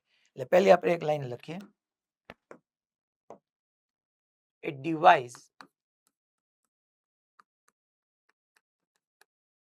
device which obey V versus I relation, then it is known as ohmic device. It is known as ohmic device. Okay. હું અહીંયા resistance છે ને એને આવી રીતના show કરું છું. એક એક્ઝામ્પલ થ્રુ આપણે સમજીએ. માની લો આ રીતનો એક આ રેઝિસ્ટર છે ને રેઝિસ્ટન્સની આ સિમ્બોલ છે. રેઝિસ્ટન્સની આપણે formula R is equal two ખબર જ છે, રો એલ બાય એ. અચ્છા, આ આપણે લાસ્ટ લેક્ચરમાં તો ઇક્વેશનમાં પ્રૂવ કર્યું. એક્સપેરિમેન્ટલી શું કર્યું કે કોઈ વાયર હતા ને વાયર, તો એ વાયરની લેન્થ ઇન્ક્રીઝ કરતા હતા ને તો એનો રેઝિસ્ટન્સ ઇન્ક્રીઝ થતો હતો. એ વાયરને થિક થિન કરતા હતા ને તો એનો રેઝિસ્ટન્સ ચેન્જ થતો હતો. એ વાયરનું મટીરિયલ અલગ અલગ હતું એટલે મીન્સ કે રો ડિફરન્ટ હતો તોય આ ડિફરન્ટ આવતો હતો. અને હજી હું તમને કીધું આપણે ફીલ કરવું હોય ને કે રેઝિસ્ટન્સ મીન્સ વોટ, તો ઇલેક્ટ્રોન જ્યારે ટ્રાવેલ કરે છે ને ત્યારે એનું ઇલેક્ટ્રોન સાથે જે કોલાઇઝન થાય છે, ટેમ્પરેચરના વેરિએશનથી જે કોલાઇઝન થાય છે ઇલેક્ટ્રોન સાથે, પોઝિટિવ આયન સાથે, એ રેઝિસ્ટન્સ છે, અવરોધ ઈ છે. હવે તો અવરોધ એટલે હું કોઈ અંદર પાટા મારતું હશે? પાટા નહીં, ખાલી ઇલેક્ટ્રોન કોલાઇડ થાય, ઇલેક્ટ્રોન પોઝિટિવ આયન સાથે કોલાઇડ થાય, એ સ્લો ડાઉન થાય, પાછા ઇન્ક્રીઝ થાય અને કોન્સ્ટન્ટ સ્પીડ, ઈ રેઝિસ્ટન્સ એને કહેવાય. એનો સિમ્બોલ આપણે આવી રીતના ડ્રો કરી. આ રેઝિસ્ટર છે. રેઝિસ્ટર કયો, રેઝિસ્ટન્સ કયો, આ આર ગુજરાતીમાં તેનો અવરોધ જ કહેવાય. અહીંયા માની લો હું 25 વોલ્ટનો પોટેન્શિયલ લઉં અને અહીંયા હું 5 વોલ્ટનો પોટેન્શિયલ લઉં અને હું એમ કહી દઉં કે આમાંથી પાસ થતો કરંટ 5 એમ્પિયર છે, તો ફાઇન્ડ રેઝિસ્ટન્સ. આવો સિમ્પલ ક્વેશ્ચન હોય, ફાઇન્ડ આર. તો આનું સોલ્યુશન તમે શું કરો તો કે આપણી પાસે ફોર્મ્યુલા છે V is equal to I R. અહીંયા ધ્યાન રાખજો, હું આમ લખું ને V is equal to I R એટલે ઘણાને એમ થાય ઠીક પોટેન્શિયલ. છોકરાઓ ઓલવેઝ હું બોલીશ પોટેન્શિયલ, તમારે સમજવાનું છે પોટેન્શિયલ ડિફરન્સ. ખરેખર મારે એવું લખવું જોઈએ delta V is equal to I R, but always out લખીને આપશે V is equal to I R. કારણ કે પોટેન્શિયલનો કોઈ મતલબ જ નથી યાર. પોટેન્શિયલ એનર્જી કે પોટેન્શિયલ ખાલી એકલું કામનું જ નથી. જે કામનું છે એ પોટેન્શિયલ ડિફરન્સ છે. તો પોટેન્શિયલ ડિફરન્સ કેટલો? 25 અને 5. બહુ ઈઝી ક્વેશ્ચન થઈ ગયું યાર. તો કે 20 વોલ્ટનો પોટેન્શિયલ ડિફરન્સ. અચ્છા, કરંટ કેટલો પાસ થાય છે તો કે 5 એમ્પિયર. તમને શું પૂછ્યું છે? આર. તો આર ની value 20/5 is equal two 4 ohm. કામ થઈ ગયું પૂરું. આના ઉપરથી બે ત્રણ ઇમ્પોર્ટન્ટ નોટ આપણે નોટ અહીંયા મારી દઈએ. પહેલો point, that current always flow from high potential end to low potential end. Current હંમેશા બેટરી કનેક્ટ કરી દીધું તો યાદ કરો પોઝિટિવ ટર્મિનલ થી નેગેટિવ ટર્મિનલ. અહીંયા હું આવું કહી શકે છોકરો મારે 20 વોલ્ટનો પોટેન્શિયલ ડિફરન્સ જોતો તો હું આવું કહી શકું અહીંયા 20 ને 0. આખી સર્કિટમાં તમે ગમે એક જગ્યાએ 0 કહી દેશો. અત્યારથી એટલે કેટલો જાઉં છું કારણ કે આગળ જેવી સર્કિટ એનાલિસિસ આવશે આપણે 5 બેટરીઓને ભેગી કરશું એક સર્કિટ. તો એ સમયે તમને આ વાત મગજમાં બેઠી ગયેલું હોવું જોઈએ કે હું સર્કિટમાં આખી સર્કિટમાં ગમે જગ્યાએ એક જગ્યાએ 0 લઈ શકું. પછી બેટરીના નેગેટિવ પાસે 0 લઉં તોય વાંધો નહીં અને ગમે ત્યાં 0 લઉં તોય વાંધો નહીં. યુ પ્રેક્ટિસ થ્રુ ઇનફ તેરી તો હું ક્વેશ્ચન આન્સર ખૂબ કરીશ, પણ 0 તમે ગમે ત્યાં એક જગ્યાએ લઈ શકો. હવે કરંટ મેં એમ કીધું current always flow from high potential and two low potential. પહેલી ઇમ્પોર્ટન્ટ વાત, current always flow from high potential end to high potential end to low potential end. એટલે કે પ્રવાહ હંમેશા ઊંચા સ્થિતિમાનથી નીચા સ્થિતિમાન તરફ વહે છે. આનો મીનિંગ એમ થાય કે પ્રવાહ હંમેશા ઊંચા સ્થિતિમાનથી નીચા સ્થિતિમાન તરફ વહે છે. બીજી વાત, તમે એક માર્ક કર્યું. અચ્છા, પોટેન્શિયલ કરી, આમ તો સેકન્ડ ચેપ્ટર તમે ભણી ગયા છો, મારે થોડુંક બધું જૂનું રિકેપ તમને કરાવતું જવું પડે. પોટેન્શિયલ એટલે ખબર છે એનર્જી જ છે, બીજું કાંઈ નથી. શું કામ કેમ એ તમે ફર્સ્ટ સેકન્ડ ચેપ્ટરમાં ભણી ગયા. હું આજે એટલું કહીશ કે પોટેન્શિયલ ડિફરન્સ મીન્સ એનર્જીનો ડિફરન્સ છે, મીન્સ કે ઉર્જાનો તફાવત. પ્રૂવ કરી દઉં. જો તમે અહીંયા 25 વોલ્ટ છે, એટલે વોલ્ટ એટલે એનર્જી સમજો તમે. હું આમ બીજી તમને આમ એવું નથી, માની લો તમે આવી ફોર્મ્યુલા ન ભણ્યા છોકરા, W is equal two VQ, તો V એટલે ન લખી નખાય મારે W/Q. હું V 25 વોલ્ટ કહું યા જૂલ પર કુલમ કહું તો નો હાલે. વોલ્ટ કહું W is equal two VQ, V is equal two W/Q, તો જૂલ પર કુલમ. 1 કુલમ પર યુનિટ કુલમ મારે જે વર્ક કરવું પડ્યું હતું એક્સટર્નલ ઇલેક્ટ્રિક ફિલ્ડની અગેન્સ્ટ, એ જ ફિલ્ડમાં સ્ટોર થયું, એટલે એનર્જી થઈ ને. મારે વર્ક કરવું પડ્યું હતું એટલે એનર્જી થઈ. તો અહીંયા 25 જૂલ એનર્જી હતી. અચ્છા, કરંટ આમ જાય છે, સમજજો. Current high potential to low potential જતો હશે ને કરંટની ડાયરેક્શન અને ઇલેક્ટ્રોનની ડાયરેક્શન બે ઓપોઝિટ હશે. આપણે ભણ્યા હતા કે કરંટની ડાયરેક્શન યા તો તમે પોઝિટિવ ચાર્જ હોય એની ડાયરેક્શનમાં લઈ શકો, યા તો ઇલેક્ટ્રોન જો ચાર્જનો ફ્લો હોય એની ઓપોઝિટ ડાયરેક્શનમાં લઈ શકો. તો કરંટ અહીંથી અહીંયા જાય છે. તો જુઓ તો તમે અહીંયા 25 વોલ્ટ છે, આને અક્રોસ પીડી ફાઇન્ડ કરીએ. પીડી એટલે potential difference. As per Ohm law V is equal to IR થયું. મને કહો તો I કેટલાનો? I 5 no. I 5 નો. આ 5. R કેટલો? R મેં ફાઇન્ડ કર્યો 4. તો I ઇન્ટુ R કર્યું તો 5 ઇન્ટુ 4 20. યસ, 25 વોલ્ટ હતો, 20 વોલ્ટનો ડ્રોપ આવ્યો. પોટેન્શિયલ ડિફરન્સ 20 વોલ્ટ ડ્રોપ થયું. 25 હતું, 20 ડ્રોપ થયું તો 5 રહ્યું. કરેક્ટ. મીન્સ કે અહીંયા કંઈક 25 જૂલ પર કુલમ ઉર્જા હતી, એનર્જી હતી. 1 કુલમ પાસે 25 જૂલ એનર્જી હતી. અહીંથી આમ પાસ થયો વાયરમાં, તો વાયરમાં શું થયું હશે? તો ઓલી કોલિઝન થઈ હશે. કોલિઝન થયું હશે એટલે ઘડીક વાર સ્પીડ ઘટી હશે, એટલે એનર્જીની છોકરાઓ કાઇનેટિક એનર્જી તમે ભણી ગયા છો કેટીજી ચેપ્ટરની અંદર, કે કાઇનેટિક એનર્જી થર્મલમાં જાય અને થર્મલ વાળી કાઇનેટિકમાં આવે. તો એની અંદર તમને ખબર જ છે કે કોઈ બેટરી આપણે લાંબો સમય ચાર્જ કરી હોય તો આપણને ખબર છે કે ડિવાઇસ ગરમ થઈ જાય, એની અંદરથી હીટ ફ્લો થવા માટે. તો જે કઈ 25 જૂલ એનર્જી હતી પર કુલમ, એમાંથી 20 જૂલ એનર્જી શું થઈ ગઈ? તો કે રેઝિસ્ટરને અક્રોસ ડિસિપેટ થઈ ગઈ, વ્યય થઈ ગઈ. ડિસિપેટ એટલે કે વ્યય થઈ ગઈ. 5 વોલ્ટ રહી. તો આ તમે આને ડ્રોપ બોલાય, આને ડ્રોપ 5 ઇન્ટુ 4 IR કર્યું છે. મેં આવી રીતના એટલા માટે લખ્યું કે પછી મને જવા દેવાનું છું. પણ ટૂંકમાં અહીંયા આપણે એવું કહી શકીએ કે રેઝિસ્ટરમાંથી કરંટ પાસ થયો તો IR જેટલો ડ્રોપ થયો. તો આ વાત હું અહીંયા લખું છું નોટની અંદર કે if we move in the direction of current, in the direction of current, IR, direction of current, potential drop IR decreases. ટૂંકમાં કરંટની ડાયરેક્શનમાં તમે છોકરાઓ ચાલો ને, if we move in the direction of current, potential drop across resistor. એક આ લખી નાખજો, across resistor,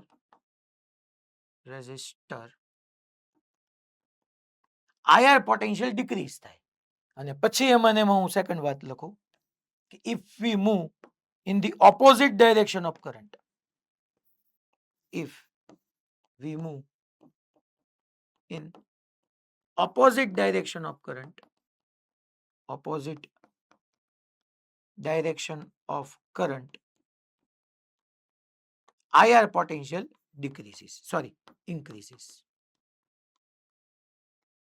અહીંથી સમજો, જો હું કરંટ જે ડાયરેક્શનમાં જતો હોય અને એ જ ડાયરેક્શનમાં જાવ તો અહીંયા મેં તમને પ્રૂવ કર્યું કે રેઝિસ્ટરને અક્રોસ IR કરો તો 20 વોલ્ટ જેટલો ડ્રોપ આવ્યો. અહીંયા 25 હતું, એમાંથી 5 શું કામ થયું? કારણ કે 20 વોલ્ટ ડ્રોપ થઈ ગયો. એ હું એનર્જી ડ્રોપ થઈ ગઈ. ક્યાં ગઈ? તો કે ઓલા અંદર જે કોલિઝન થઈ એ કોલિઝનમાં કાઇનેટિક એનર્જી સ્પીડ ઘટતી હતી, કાઇનેટિક એનર્જી ઘટતી હતી. એ kinetic energy half mu² is equal to 3/2 kBT માં હીટમાં ડિસિપેટ થઈ ગઈ. તો આ ડ્રોપ કહેવાય. 20 વોલ્ટનો ડ્રોપ આવ્યો એટલી એનર્જી ડિક્રીઝ થઈ ગઈ. તો કરંટ તમે બધા જે ચેપ્ટરમાં ઓલમોસ્ટ આ ચેપ્ટર ભણી બેઠા છો, તમે ઓલું કિર્ચોફ્સ વોલ્ટેજ લોમાં ભણ્યા હતા કે રેઝિસ્ટરને અક્રોસ જાઓ તો આયર ડ્રોપ થાય, ઓપોઝિટમાં જાઓ તો પ્લસ આયર કરવાનું, અને ડાયરેક્શનમાં જાઓ તો આયર માઇનસ કરવાનું. તો એ જ વાત થઈ, મેં તમને અહીંયા શીખવાડી દીધી. હવે મેઇન વાત આ છે, current always flow from high potential and two low potential and. Anyway question start કરીએ. હું રેઝિસ્ટન્સ ફાઇન્ડ કરવાના ક્વેશ્ચન બનાવું છું. પહેલા તમને પહેલો એક્ઝામ્પલ લઈએ આપણે. આવી રીતનું તમારી પાસે એક ક્યુબ છે, હું આવી રીતનું લઉં.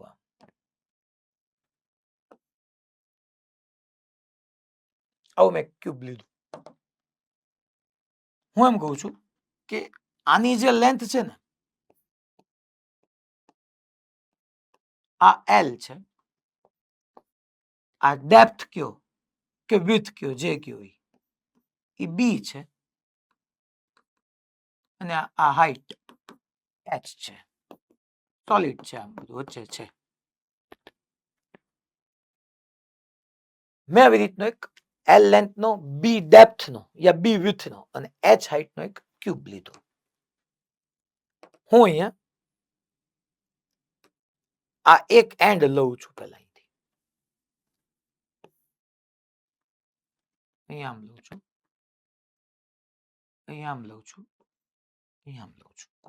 હું આ એન્ડ ને એક નેમ આપી દઉં. that is your A terminal, it is your B terminal, અને C કીધું અને D કીધું. અને હું બે ક્વેશ્ચન પૂછી લઉં અહીંયા. First R A B and second R C D. A અને B વચ્ચેનો રેઝિસ્ટન્સ ફાઇન્ડ કરો, અને C અને D વચ્ચેનો રેઝિસ્ટન્સ ફાઇન્ડ કરો. એમાં આપણે પહેલા A અને B વચ્ચેનો રેઝિસ્ટન્સ લઈએ. હવે અહીંયા યસ, અહીંયા આની વચ્ચે જે મેં કીધું એમ કે અહીંયા બલ્ક છે, ટૂંકમાં મેટર પડ્યું છે, દ્રવ્ય છે, એની રેઝિસ્ટિવિટી રો છે. તો તમને એમ થાય સાહેબ આની ફોર્મ્યુલા તો સાવ easy, R is equal to rho L by A. Yes, correct. But મને અહીંયા પહેલા તમને એ શીખવાડવું છે કે લેન્થ કઈ લેવી ને એરિયા કયો લેવો. મેં તમને પહેલા A અને B વચ્ચેનો રેઝિસ્ટન્સ ફાઇન્ડ કરવાનો કીધો છે. એટલે તમારે શું કરવું પડે છોકરાઓ, A અને B વચ્ચે આવી બેટરી એઝ્યુમ કરી દેવી પડે. આને હું જવા દઈશ, પછી 20 વોલ્ટની બેટરી એઝ્યુમ કરી લેવી પડે A અને B વચ્ચે. કયો કે ભાઈ A અને B વચ્ચે 20 વોલ્ટની બેટરી છે. Always current flow from high potential to low potential. A and જો હાઈ પોટેન્શિયલ છે, B લો પોટેન્શિયલ, તો A ટુ B કરંટ જાય. તો મારી જે ફોર્મ્યુલા છે ને, રો L બાય A, આ બેટરી આવી રીતની કનેક્ટ કરી લીધી. હું જવા દઉં છું.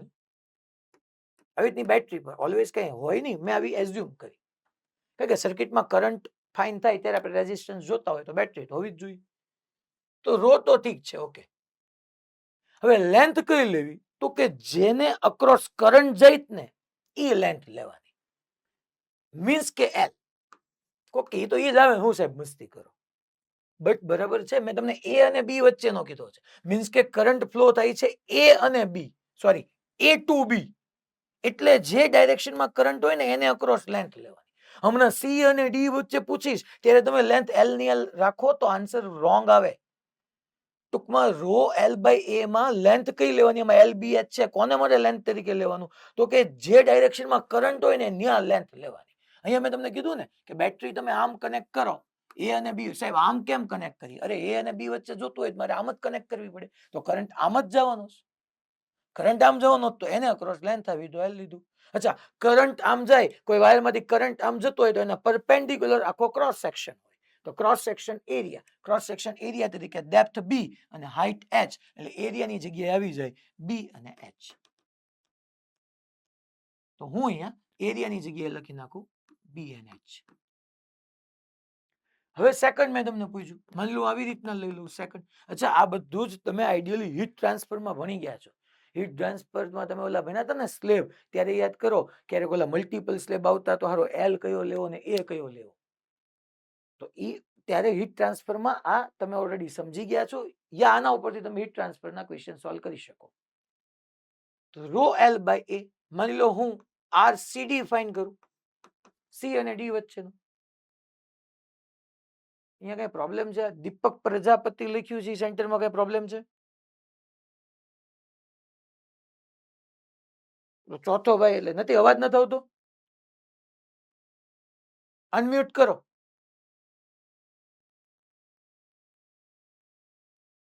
સર લાઈટ શું દોસ્ત? જતું રહ્યું. લાઈટ જતું રહ્યું છે, તો હું દેખાઉં છું? હા, લેપટોપમાં ચાલુ કર્યું. અચ્છા એવું છે, તો અત્યાર સુધી આમ બધું વાંધો નહોતો ને? ઓકે જ હતું ને? હા, કઈ કટ નથી થયું ને? વચ્ચેનું થોડું સ્કીપ થઈ ગયું હતું. અચ્છા ઓકે, યુટ્યુબ ની લિંક મળશે, ઈ જોઈ લેજો. ત્યાં વરસાદ છે? વરસાદ તો નથી પણ લાઈટ જતો રહ્યો. રાઈટ, આવા સમયે જાય. એક તો બપોરની ટાઈમ હોય, મારાને આમના ઊંઘ આવતી હોય. ઓકે, નો પ્રોબ્લેમ. અમારે તો અહીંયા જો વરસાદ એવો છે ને, આજે ભાવનગરમાં બધી સ્કૂલોમાં રજા છે. આ તો હું લેક્ચર લેવા જ આવ્યો છું સ્ટુડન્ટ, અને ઘણાને પાછું તમે ડિક્લેર ન કરી દેતા હો તમારા સેન્ટરમાં. હું ભાવનગરની વાત કરું છું, મારા બેટા આમ નામ ડિક્લેર કરી દેશે. ચાલ, સી અને ડી ની બિટવીનમાં મારે રેઝિસ્ટન્સ ફાઇન્ડ કરવો છે, ઇક્વિવેલન્ટ, સમતુલ્ય. એનો મતલબ એ સમજાવીશ ઇક્વિવેલન્ટ રેઝિસ્ટન્સ નો.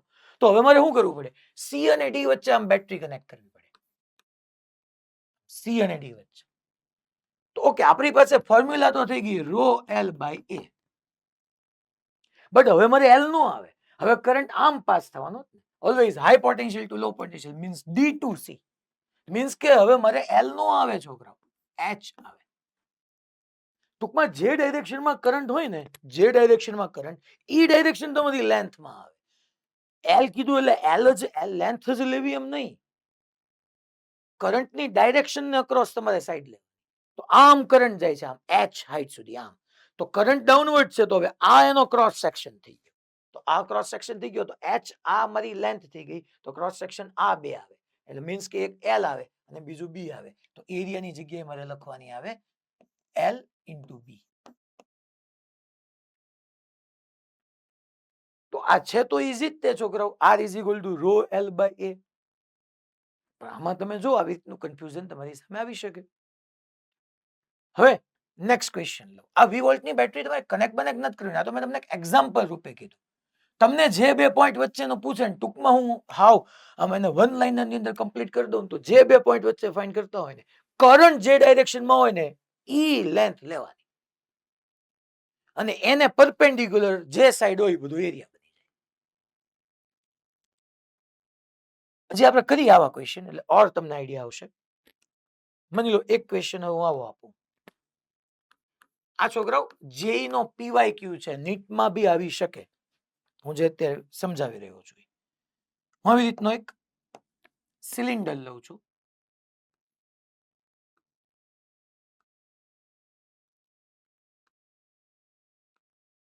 એક સિલિન્ડર R1 રેડિયસ નું,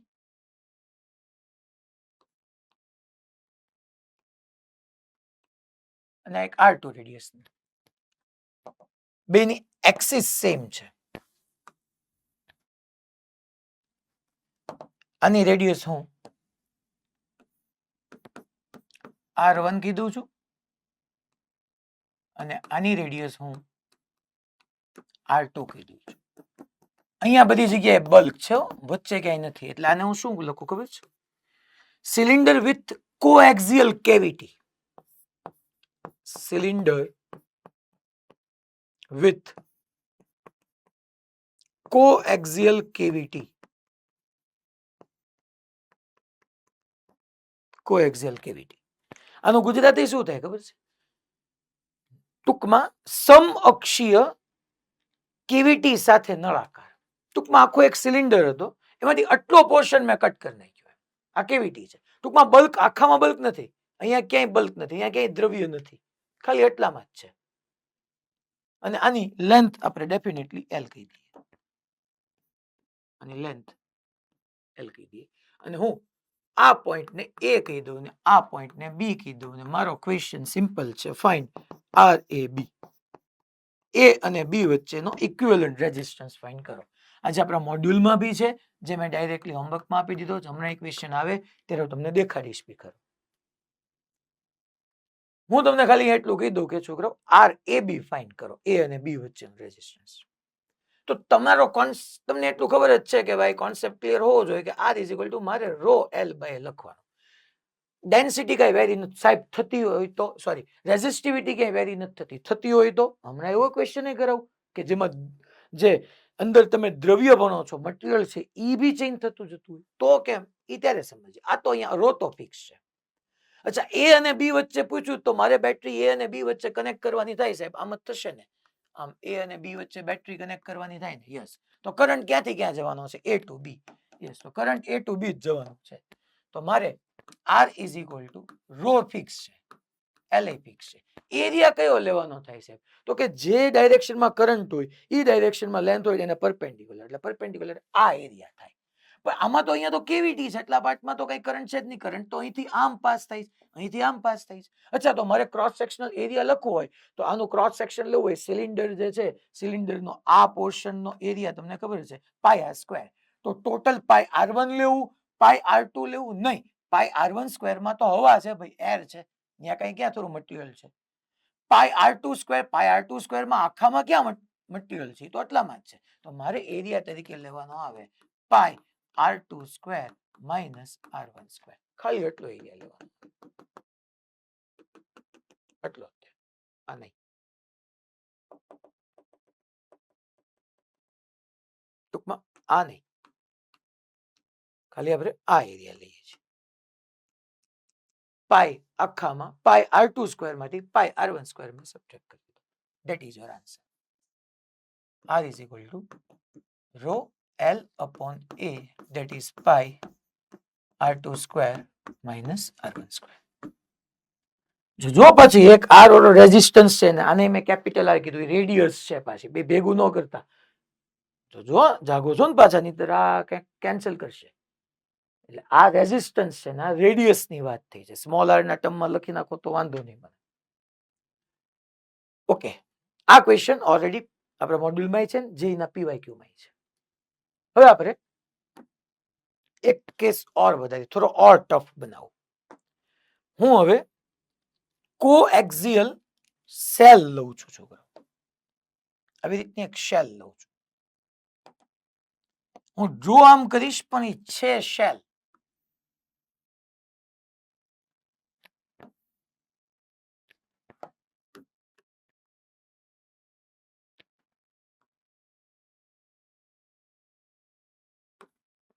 છે shell, concentric to concentric shell લઈ લો. હું એક્ઝામ્પલ છે ટુ કોન્સન્ટ્રિક શેલ. આનું ગુજરાતી થાય બે સમકેન્દ્રીય કવચો. કવચ છે તો જ એકમાં બીજું ઘૂસે, જો સોલિડ હોય તો થોડું અંદર કોઈ ઘૂસે.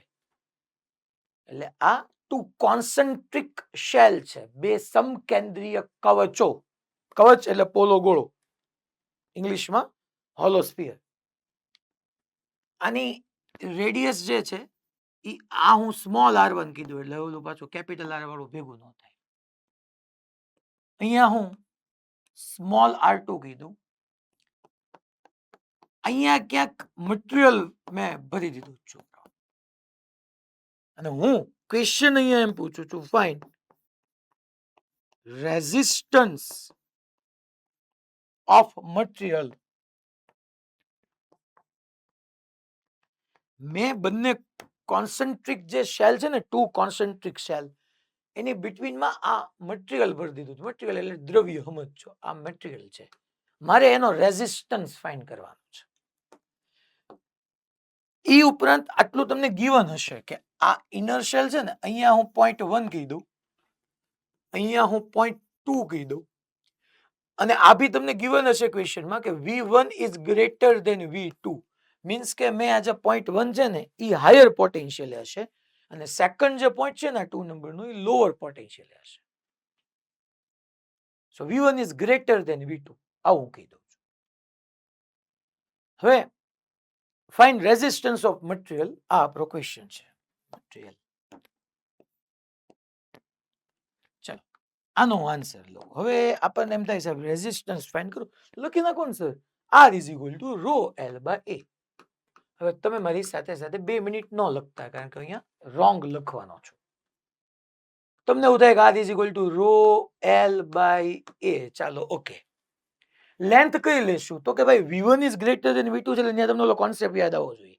V1 એટલે પોટેન્શિયલ, ફર્સ્ટ પોઈન્ટ પાસે પોટેન્શિયલ વધારે છે બીજા કરતા, તો કરંટ હંમેશા ક્યાંથી ક્યાં ફ્લો થાય?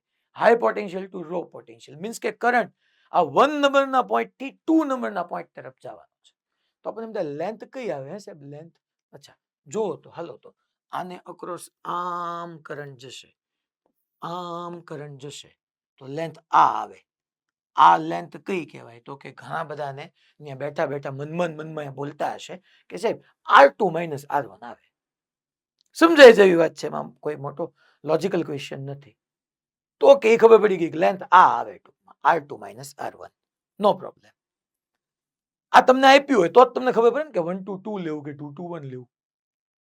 V1 હાઈ પોટેન્શિયલ છે, 2 લો પોટેન્શિયલ. પછી એરિયા શું લેવો? તો એરિયા સાહેબ સીધે સીધું લખી નાખો ને પાઈ. અચ્છા આ તો પાછું શેલ છે તો કોક કેમ કે અહીંયા લખતા નહીં, કોક એમ કે L ની જગ્યાએ સાહેબ તમે લખી નાખો R2 માઇનસ R1.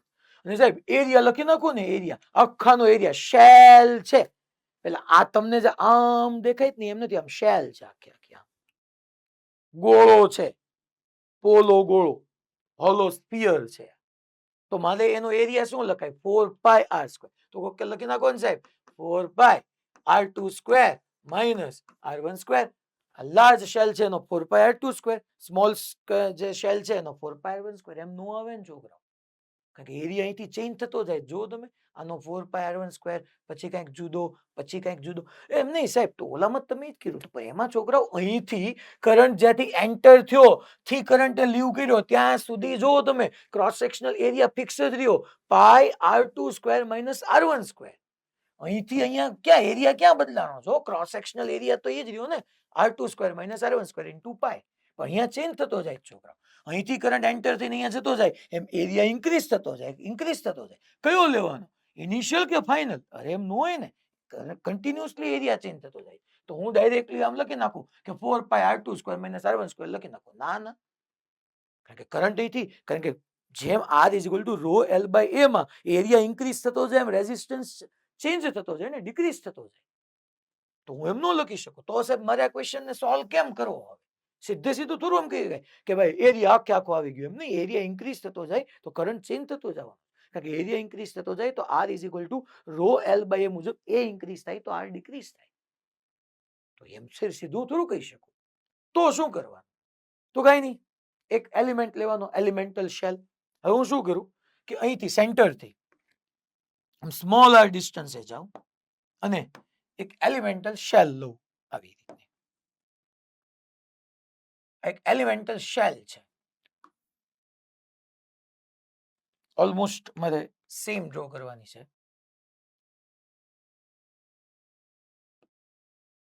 થોડીક એને લાર્જ ડ્રો કરી નાખો એટલે તમને સમજાય.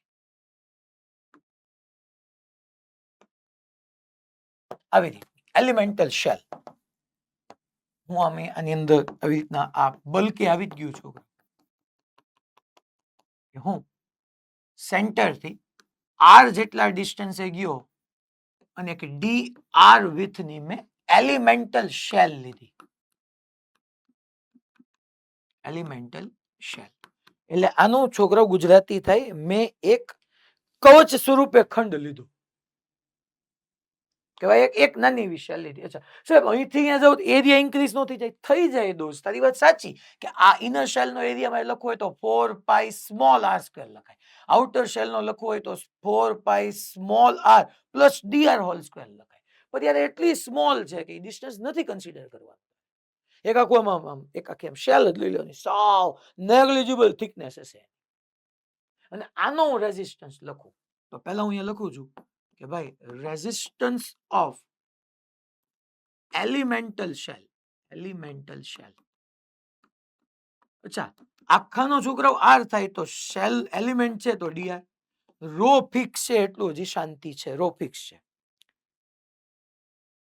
અમે સેન્ટર થી આ જેટલા ડિસ્ટન્સ છે ડીઆર જઈને કીધું. હવે મારે લેન્થ કઈ લેવી જોઈએ રો એલ બાય એ માં, અને એરિયા કયો લેવો જોઈએ. મેં સેન્ટર થી આર જેટલા ડિસ્ટન્સે જઈને ડી આર એક આમ વિથની એલિમેન્ટલ શેલ લીધી તો rho L by A. Area તમને ખબર છે ને. હવે હું અહીંથી કવિ સેન્ટર અનમ્યુટ કરીને મને આન્સર આપશે. વિચારી લો મારે લેન્થ કઈ લેવી અને એરિયા કયો લેવો. આ શેલ લીધી છે અહીંથી, ટૂંકમાં હજી એક વાર કીધું, અહીંથી આમ ગયો આવી રીતની મેં એક શેલ લીધી.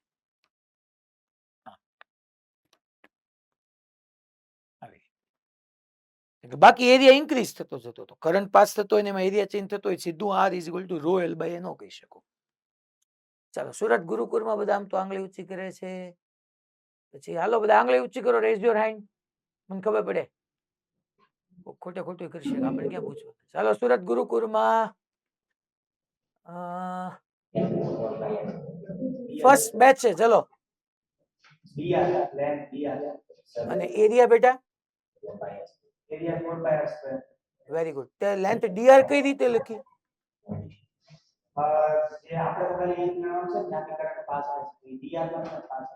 વેરી ગુડ, સુપર બેટા, અનમ્યુટ કરી દે. ચલો, એ તમને ખબર પડી જોઈએ ક્યાંથી કરંટ પાસ થાય. તો તમને ખબર જ છે કરંટ પાસ થાય છે ડીઆર માંથી, કારણ કે એ તો મેં અહીંયા દેખાડ્યું જ છે. તો અહીંયા હું રો એલ, એલ નહીં ડીઆર, કારણ કે મારી લેન્થ એ લેવાની જેને અક્રોસ કરંટ પાસ થતો હોય, that is DR upon area. Area તો 4 પાઈ આર સ્ક્વેર. પાછું કોઈ એવી ચિંતા નહીં કરે કે સાહેબ આર પ્લસ ડીઆર નો આવે. અરે યાર, નેગ્લિજિબલ છે તો મેં કીધું, તો 4 પાઈ સ્ક્વેર આ ડીઆર મળી ગયું. અચ્છા, મારે હવે આર જોઈએ છે, તો ચલો નેટ રેઝિસ્ટન્સ આર જોતો હોય તો આવી આ એક શેલ, સેકન્ડ શેલ, આ first, second, third, fourth, fifth, આવી કેટલી બધી હોય તો શું થઈ જવાનું છોકરાઓ? Integration. So R is equal to મારે કેવું હોય, નેટ રેઝિસ્ટન્સ ફાઇન્ડ કરવો હોય, મને મટીરિયલનો નેટ રેઝિસ્ટન્સ એને પૂછ્યો છે, તો આર ઇઝ ઇક્વલ ટુ આવી એક સ્મોલ શેલ, બીજી DR DR DR DR DR, હું એડ કરતો જાઉં તો ઇન્ટિગ્રેશન ઓફ ડીઆર. આવી શેલ ક્યાંથી ક્યાં આવવાની? તો કે R1 રેડિયસ થી R2 રેડિયસ સુધી આવવાની છે. તો લિમિટ મારે લખવાની થશે R1 ટુ R2. ચલો, હવે અહીંયા હું સાઈડમાં લખી નાખું છું. તો capital R is equal to DR ની વેલ્યુ મૂકું, પણ છોકરાઓ rho constant 4 pi constant. So rho upon 4 pi constant, ઇન્ટિગ્રેશનમાં બચવાનું છે 1 upon R square DR. 1 upon R square DR. ચલો, લિમિટ ક્યાંથી ક્યાંની? તો કે આવી શેલ લેવાની છે R1 થી R2 સુધીની. તો અહીંયા હું લિમિટ લખી નાખું R1 થી R2. લિમિટ R1 થી R2. અને છોકરા 1 અપોન આર સ્ક્વેર ડીઆર નું ઇન્ટિગ્રેશન થાય -1 અપોન આર. કેમ? ખબર હોવી જોઈએ. નો ખબર હોય ચિંતા કરો માં, હું હમણાં પ્રૂવ કરી દઉં છું. આજે પહેલી ને છેલ્લી વાર, પછી તમારે યાદ રાખી જ લેવાનું. 1 અપોન આર સ્ક્વેર ડીઆર નું ઇન્ટિગ્રેશન થાય -1 અપોન આર. આ લોઅર લિમિટ, આ અપર લિમિટ, R1 થી R2. અને હવે હું અહીંયા પહેલા અપર લિમિટ મૂકું અને પછી લોઅર લિમિટ મૂકીશ તો આન્સર તમારી પાસે આવી જશે R is equal to rho upon 4 pi 1 upon -1 upon R2 minus minus plus 1 upon R1. તો મારે આમ લખાય ને 1 અપોન R1 -1 અપોન R2. અને હજી આને સિમ્પ્લિફાય કરી નાખો એટલે rho into R2 minus R1 upon 4 pi R1 R2. That's it.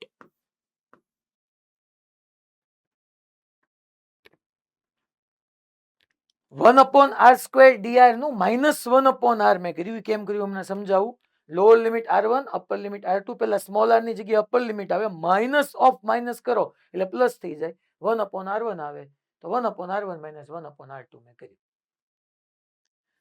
હવે ઓલું ઇન્ટિગ્રેશન જો કોઈ બી ગ્રુપ વાળા, ખાસ એ ગ્રુપ વાળાને ન આવડે એવું બને જ નહીં, અને બનતું હશે તો હું વેમમાં હોઈશ. હવે 1 અપોન આર સ્ક્વેર ડીઆર હોય આવી રીતનું, તો મારે આને આમ ન લખાય, આર ની +2 ડિનોમિનેટરમાં છે ને ન્યુમરેટરમાં લઈ લઉં તો આર ની -2 ન લખાય. છેદમાં હોય ને અંશમાં લઈ લો તો -2 ન થઈ જાય. અચ્છા, ઇન્ટિગ્રેશનનો રૂલ શું કહે છે કે જે કાંઈ પાવર હોય એમાં એક પાવર એડ કરો અને નવી પાવર ડિનોમિનેટરમાં લાવો. તો અહીંયા આવશે r ની -1 અપોન -1. r ની -1 પછી ડિનોમિનેટરમાં જાય તો r ની +1 થઈ જાય એટલે -1 અપોન r આવી જાય. સો ઓલવેઝ અહીંયા r ખરેખર હતું 1 અપોન r સ્ક્વેર, એને મેં r ની -2 કરીને લખ્યું. r ની -2 તો રૂલ હતો એક પાવર એડ કરો, નવું પાવર ડિનોમિનેટરમાં લાવો. તો r ની -1 અપોન -1 અને r ની -1 પાછી તમે ડિનોમિનેટરમાં લઈ જાઓ, છેદમાં લઈ જાઓ તો r થઈ જાય એટલે 1 અપોન r. તો આ મેં તમને સમજાવ્યું કે કઈ રીતના થયું. હજી આની અંદર એક ટફ ક્વેશ્ચન બને, પણ મારે થોડાક તમને મોડ્યુલ ના કરાવવા. હજી 2 ક્વેશ્ચન બાકી રહ્યા. કાલે હું 2 પહેલા ભણાવીશ, પછી નવું સ્ટાર્ટ કરીશ. હજી એક ઈ બાકી રહ્યો કે ભાઈ માની લો રેઝિસ્ટિવિટી ચેન્જ થતી જતી હોય તો શું કરવાનું સાહેબ? એ કરાવીશ ને તો પાછું આજે તમને કઈ હોમવર્ક નહીં મળે. મારી પાસે હવે 15-20 મિનિટ માન છે, કારણ કે અમુક સેન્ટરોમાં 3:45 પતી જતું હોય છે. ખાસ નડિયાદ કે હિંમતનગર શાયદ ક્યાંક 3:45 ટાઈમ પતી જાય છે. એટલે ત્યારે મારે હોમવર્ક આજે કઈ નહીં અપાય, એટલા માટે હું મોડ્યુલના ક્વેશ્ચનમાં આવું છું. એમાં હોમવર્ક મેં ડિફાઇન કરી દીધું છે. 2 ક્વેશ્ચન બાકી રહ્યા. આ તો એરિયા ચેન્જ થતો એ મેં ભણાવ્યું તમને. હવે હું તમને રેઝિસ્ટિવિટી ચેન્જ થતી હોય હજી એરિયામાં પાછો આવો એક આપણે લેશું વાયર, આવો વાયર લેશું આમ, અને આ 2 પોઈન્ટ વચ્ચે પૂછી લઈશ. તો આમાં ખાલી પછી જીઓમેટ્રી તમને ઇન્ટિગ્રેશન ની કેવું આવડે છે એના ઉપર ડિપેન્ડ થાય. એટલે મેથેમેટિકલી ટફ છે. બાકી છે તો પહેલા એલિમેન્ટ લ્યો, પછી ડીઆર ફાઇન્ડ કરો, પછી ઇન્ટિગ્રેશન કરો. ચલો હવે મોડ્યુલ નામો ક્વેશ્ચન. આ તમને કદાચ નહીં દેખાતું હોય, હમણાં જે ક્વેશ્ચન બનાવો છે હું આવું ત્યારે. અચ્છા, એક વાત હજી રહી ગઈ. આ નોટમાં એડ કરી દેજો. Dependency of R on L and A. Dependency of resistance on length and area. કારણ કે રેઝિસ્ટન્સ શેપ સાઇઝ જીઓમેટ્રી પર ડિપેન્ડ કરે છે. So dependency of R on L and A. અવરોધનો L અને A પરનો આધાર. જો છોકરાઓ આવી ક્યાંય વર્ડિંગ તમારી સામે આવે ને આમાં જોજો, કન્ફ્યુઝ ન થતા. ક્યારે કયો કોન્સેપ્ટ યુઝ કરો? માની લો એક L લેન્થ નો વાયર છે, આ એક L લેન્થ નો વાયર છે, અને હું તમને એમ કહું છું કે આમાં હું નવો એક L લેન્થ નો વાયર એડ ઓન કરું છું અને લેન્થ ટ્વાઇસ કરું. લેન્થ ટ્વાઇસ આની 2 રીતે થાય. એક તો એ વાયરને સ્ટ્રેચ કરીને થાય. હું સ્ટ્રેચ કરવાનો જ નથી કહેતો, એ આની પછીનો કેસ છે. હું એક નવો ફ્રેશ વાયર એડ જ કરું છું. આ એક L લેન્થ છે અને આની અંદર હું હજી એક L લેન્થ નો વાયર આવો એડ કરું છું. અમે L લેન્થ નો વાયર એડ કર્યો. તો હવે અહીંયા શું થશે? આ એક L લેન્થ નો વાયર એડ કર્યો. ઇફ માની લો પહેલા આનો રેઝિસ્ટન્સ છે હું લખી નાખું R is equal to rho L by A. તો નાઉ if we add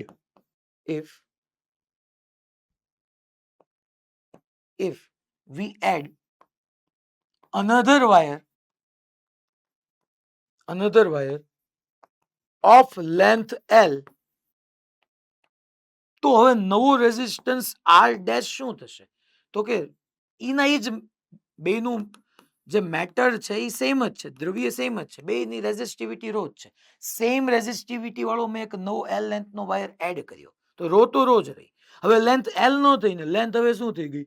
2L upon same wire, ખાલી લેન્થ એવો ને એવો એક બીજો વાયર એડ કર્યો હોય તો ક્રોસ સેક્શનલ એરિયા ફિક્સ હોય, તો રેઝિસ્ટન્સ ટ્વાઇસ થઈ ગયો.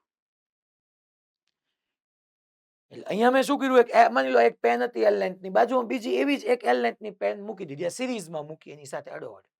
તો લેન્થ હવે ટ્વાઇસ થઈ ગઈ, તો રેઝિસ્ટન્સ ટ્વાઇસ થઈ જાય. બટ આ જ L વાયરની લેન્થ હવે હું સ્ટ્રેચ કરીને ડબલ કરું તો પાછો કેસ ચેન્જ થઈ જાય. હવે હું એનો કેસ બનાવું છું તમને. અગેન એક L લેન્થ નો વાયર છે, આવી રીતનો એક L લેન્થ નો વાયર છે, એનો ક્રોસ સેક્શનલ એરિયા A છે, અને આને હું સ્ટ્રેચ કરીને છોકરાઓ એની લેન્થ ટ્વાઇસ કરું છું. લેન્થ મેં એની ટ્વાઇસ કરી, સ્ટ્રેચ કરી. અહીંયા લખી નાખું, if we stretch a wire up to length 12. ઓલામાં મેં એલ લેન્થ નો એક વાયર હતો, નવો એક વાયર એડ કર્યો હતો. અહીંયા એક એલ લેન્થ નો હતો, એક એલ લેન્થ નો વાયર એડ કર્યો. હવે આ વાયર એલ લેન્થ નો છે જ તે, એને સ્ટ્રેચ કરીને એની લેન્થ ટ્વાઇસ કરું છું. એટલે આ જે થીક હતો એમાંથી થીન થઈ ગયો, જાડો હતો એમાંથી પાતળો થઈ ગયો. તો આનો રેઝિસ્ટન્સ આપણે પહેલા ચેક કરવા જઈએ તો આનો રેઝિસ્ટન્સ જે છે એ R is equal to rho L by A થતો હતો. આનો રેઝિસ્ટન્સ, તો હવે આનો રેઝિસ્ટન્સ કેટલો? તો કે આનો રેઝિસ્ટન્સ મારે R is equal two R dash, ચલો રો તો એનું જ રહેવાનું છે, લેન્થ એલ નહીં છોકરાઓ, લેન્થ ટ્વાઇસ થઈ ગઈ. જો હવે એરિયા થોડો એનો એરિયો હોય, કારણ કે મેં કીધું ને થીક હતો એમાંથી થીન થઈ ગયો, તો એરિયા એનો એ નથી જ રહેવાનો. એરિયા કેટલો થશે? કોક આમ કોમન સેન્સ થી બોલી નાખે સાહેબ લેન્થ ટ્વાઇસ થઈ ગઈ તો એરિયા હાફ થઈ ગયો, ધેટ્સ ફાઇન. બટ એમ નહીં, આપણે આમ સમજીએ કે વાયર એનો જ હતો, ટોટલ વોલ્યુમ તો એનું જ રહેવાનું. તો અહીંયા હું વી ને કોન્સ્ટન્ટ લઈ લઉં. કેમ કોન્સ્ટન્ટ? અરે જે વાયર જાડો હતો એને સ્ટ્રેચ કરીને મેં પાતળો કર્યો, તો મેં ક્યાં નવો વાયર એમાં ક્યાંય એડ કર્યો છે? મેં ક્યાંયથી કટ કર્યું નથી, કાંઈ કટ કર્યું નથી, કાંઈ એડ કર્યું. તો v is equal two constant. તો v is equal two constant એટલે હું ન લખી શકું. અહીંયા વોલ્યુમ લખવા જાવ તો a ઇન્ટુ એલ આવે, ને અહીંયા વોલ્યુમ લખવા જાવ તો અહીંયા મને એરિયા નથી ખબર, એરિયા a ડેશ છે, પણ હા લેન્થ ડેફિનેટલી 2l થઈ ગઈ. તો જુઓ તો અહીંયા એલ એલ કટ થઈ ગયું, એ તો રહેશે જ, એલ એલ કટ થઈ ગયું, તો a ડેશ કેટલું આવી ગયું છોકરા? a by 2. તો ન્યૂ લેન્થ a dash ની જગ્યાએ a by 2, so r dash is equal to 4 times rho l by a means કે 4r. જોયું આન્સર? તમને ખબર પડી? હું એક l લેન્થ ના વાયરમાં નવો વાયર એડ કરીને લેન્થ ટ્વાઇસ કરું છું તો રેઝિસ્ટન્સ ટ્વાઇસ થાય છે. બટ ઈ જ l લેન્થ ના વાયરને હું સ્ટ્રેચ કરીને એની લેન્થ ટ્વાઇસ કરું છું તો એનો રેઝિસ્ટન્સ 4 ટાઈમ્સ થઈ જાય છે. મેં વોલ્યુમ કોન્સ્ટન્ટ, હજી આવું બધું નથી કરવાનું, હમણાં શોર્ટકટ આપું છું.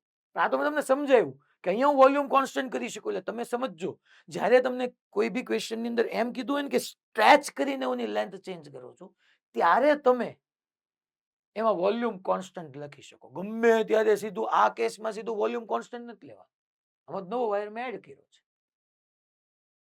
હવે આના ઉપરથી હું તમને બીજું શોર્ટકટ જે છે એ આપી દઉં કે છોકરાઓ R ઇઝ ઇક્વલ ટુ, તમને ખબર જ છે formula, rho L by A. Stretch કરવાનો કે એટલે તમને ખબર છે કે તમારે લેન્થ ચેન્જ થવાની છે, અને સ્ટ્રેચ કરવાનું કે એટલે વોલ્યુમ કોન્સ્ટન્ટ રહેવાનું. આમાં વોલ્યુમ લાવો, એક કામ કરું હું એલ વડે મલ્ટીપ્લાય કરું ને એલ વડે ડિવાઈડ કરું. જોવો તો આવું કરી શકું? Yes, why not? અને ડિનોમિનેટરમાં છેદમાં જોવો તમે a into L, area into length, કાલથી આપણે ભણીએ છીએ, વોલ્યુમ કહેવાય. So rho L square by V. છોકરાઓ એક વાયર છે ને તમે સ્ટ્રેચ કરો તો રેઝિસ્ટિવિટી થોડી ચેન્જ થવાની છે, વોલ્યુમ થોડું ચેન્જ થવાનું છે. મીન્સ કે R is directly proportional two L square. જો અહીંયા તમારો આન્સર આવી ગયો. લેન્થ તમે ટ્વાઇસ કરી તો L સ્ક્વેર એટલે 2 સ્ક્વેર, તમારો રેઝિસ્ટન્સ 4 ટાઈમ્સ થઈ ગયો. તો ઇન શોર્ટ, જ્યારે તમને કોઈ લેન્થ ટ્વાઇસ કરવાની કે સ્ટ્રેચ કરવાની કે, સ્ટ્રેચ કરીને twice, thrice, 4 times, half stretch કરવાનું આવે અને લેન્થમાં તમે ચેન્જ કરતા હો તો R is directly proportional two L square. આવો જ એક કોન્સેપ્ટ હજુ આમે કરી શકો. આનો જસ્ટ કે ક્વેશ્ચન આવ્યો નથી, આવી શકે. આને હું હજી આવી રીતના એમ ન કહી શકું છોકરો કે R is equal to rho L by A છે. હું સ્ટ્રેચ કરવાનું કહું એટલે તમે સમજી શકો ઈ નહીં જ વાયરમાંથી જાડો પાતળો કરવાનો છે, એટલે વોલ્યુમ કોન્સ્ટન્ટ રહે. અને વોલ્યુમ લાવવા માટે હું આમ ન કરું હે છોકરા, એલ વડે મલ્ટીપ્લાય કરું ને એલ વડે ડિવાઈડ કરું, એ વડે મલ્ટીપ્લાય કરું ને એ વડે ડિવાઈડ કરું. વોલ્યુમ લાવવા માટે અહીંયા મેં એલ વડે મલ્ટીપ્લાય કર્યો, એલ વડે ડિવાઈડ કર્યો, અહીંયા એ વડે મલ્ટીપ્લાય કરું ને એ વડે ડિવાઈડ કરું, તો આમ જ થવાનું ને. Rho V area into length volume upon A square. આ નો રેઝિસ્ટન્સ એટલે કે R is equal to rho V by A square આવ્યું. રો કોન્સ્ટન્ટ રહેવાનું, સ્ટ્રેચ કરો એટલે વોલ્યુમ કોન્સ્ટન્ટ રહેવાનું, so R is inversely proportional to A square. એ કયો એરિયા? Cross sectional area. જો તમે ફિઝિક્સ પૂરું કરશો ને ત્યાં સુધીમાં કેટલી ટાઈપના તો એરિયા આવી જવાના છે. તો એ સમયે તમને આઈડિયા હોવો જોઈએ કે આપણે કયા એરિયાની વાત કરીએ છીએ. તો અહીંયા હું ક્રોસ સેક્શનલ એરિયાની વાત કરું છું. એટલે R is inversely proportional to A square. આ હિંમતનગરમાં કેમ બંધ થઈને પાછું શરૂ થાય છે?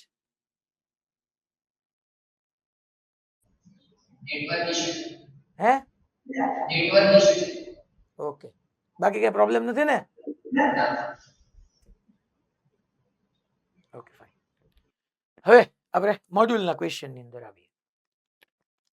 આ ટૂંકમાં મારે આનો યુઝ ઓછો છે, પણ આવું આવી શકે. કેમ ના આવી શકે? એલ વડે મલ્ટીપ્લાય કરીએ કે તો એ વડે મલ્ટીપ્લાય ડિવાઈડ ન કરીએ. હવે હું અમુક ક્વેશ્ચન તો જે હોમવર્કમાં છે એ હું તમને કહી રહ્યો છું. આ બધું રીડ કરજો. જો હું થોડુંક ઝૂમ કરીને કહું છું. આ જો ડિપેન્ડન્સી, એટલે આ તો ભૂકા કાઢી નાખે એવું ઝૂમ થઈ ગયું. ચલ બેટા, ઓકે. જો ડિપેન્ડન્સી છે. લેન્થ ટ્વાઇસ તમે સ્ટ્રેચ કરીને કરો છો કે નવો વાયર એડ કરીને કરો છો, એ ડિપેન્ડ કરશે. આ રીડ કરજો. R is directly proportional to L. બધું મેં તમને ભણાવ્યું છે. આનો યુઝ આપણે જે આવતીકાલે લેશું. આ હોમવર્ક. જો આવો ક્વેશ્ચન હાવ સાચું કહું તમને, કહું બધા હાતો કયો. એક વાત કહું, હાતો કયો એલા. હા એમ. હા ઓકે. મને શરમ આવે આવો ક્વેશ્ચન કરાવવાનો. બરાબર, તમને એમ થાય ને ફીલ થવું જોઈએ જિંદગીમાં, તો ફીલ કરાવવા માટે આવો ક્વેશ્ચન કરાવું. બાકી આવો ક્વેશ્ચન આ ભણાવ્યા પછી કરાવવો ન જોઈએ, પણ તમને ધીમે ધીમે સમજાઈ જશે. When 2 volt battery is connected with a nichrome wire of length 50 centimeter, એટલે L આપ્યું. આ ડટ્ટો એટલે બેટરી, ટૂંકમાં બેટરી આપણે ડટ્ટો કહીએ. તો આ વોલ્ટેજ આપ્યા, લેન્થ આપ્યો, ક્રોસ સેક્શનલ એરિયા વાયરનો. વાહ બાપુ વાહ. 8 છેદનું ક્ષેત્રફળ. 4 એમ્પિયર નો current is flowing through it. So resistivity of nichrome is, so resistivity R is equal to મારે rho L by A જોઈએ. રો જોઈએ છે. વાવ. L આપ્યો છે. આ 50 સેન્ટીમીટર. એને બધું મીટરમાં કન્વર્ટ કરવાનું. ક્રોસ સેક્શનલ એરિયા આપ્યો છે. આ રહ્યો. રેઝિસ્ટન્સ નથી આપ્યો, પણ એની બદલે V અને I આપ્યો જ ને. We know that V is equal to IR. તો R ની જગ્યાએ મારે શું મુકાય? V by I. Rho L by A. L આપ્યો, A આપ્યો, V આપ્યો, I આપ્યો, રો પૂછ્યો. જિંદગીમાં આવું યાર હું તમને કરાવું તો હું આમાં શરમ આવી. ઠીક છે, તો આમ તમારા કોન્ફિડન્સ માટે મેં કર્યા. આમ જો આઈ જો તમે આજે હું એટલા માટે બધા કરાવું કે તમને ખબર પડે કે આપણે કેવા ક્વેશ્ચન આવા આપણે સમજતા નથી કરતા. બધા તમારે આજે ઘરે જઈને સોલ્વ કરીને એની બાજુ ક્રોસ કરી દેવાનું. આવા થોડા હોય, પૂછે ગમે ત્યારે આવડવા જોઈએ. Resistivity of wire is rho. Wow. Resistivity of wire is rho. Its length is 4 metre. આલે લે બહુ કર્યા. Its resistance is 4 ohm. ઓહો. Then volume of the wire. અચ્છા વોલ્યુમ કે છે. રેઝિસ્ટન્સ આપ્યો, રેઝિસ્ટિવિટી હોય તો મને એટલી ખબર પડી જોઈએ મારે ફોર્મ્યુલા યુઝ કરવી પડે રો L by A. પણ એમાં મારો બેટા વોલ્યુમ લેવો તો હમણાં મેં તમને કીધું વોલ્યુમ તો બે રીતે આવે. એક લેન્થ વડે મલ્ટીપ્લાય કરીને આવે ને એક એરિયા. અહીંયા લેન્થ ની વાત છે, એરિયા ની વાત છે નહીં.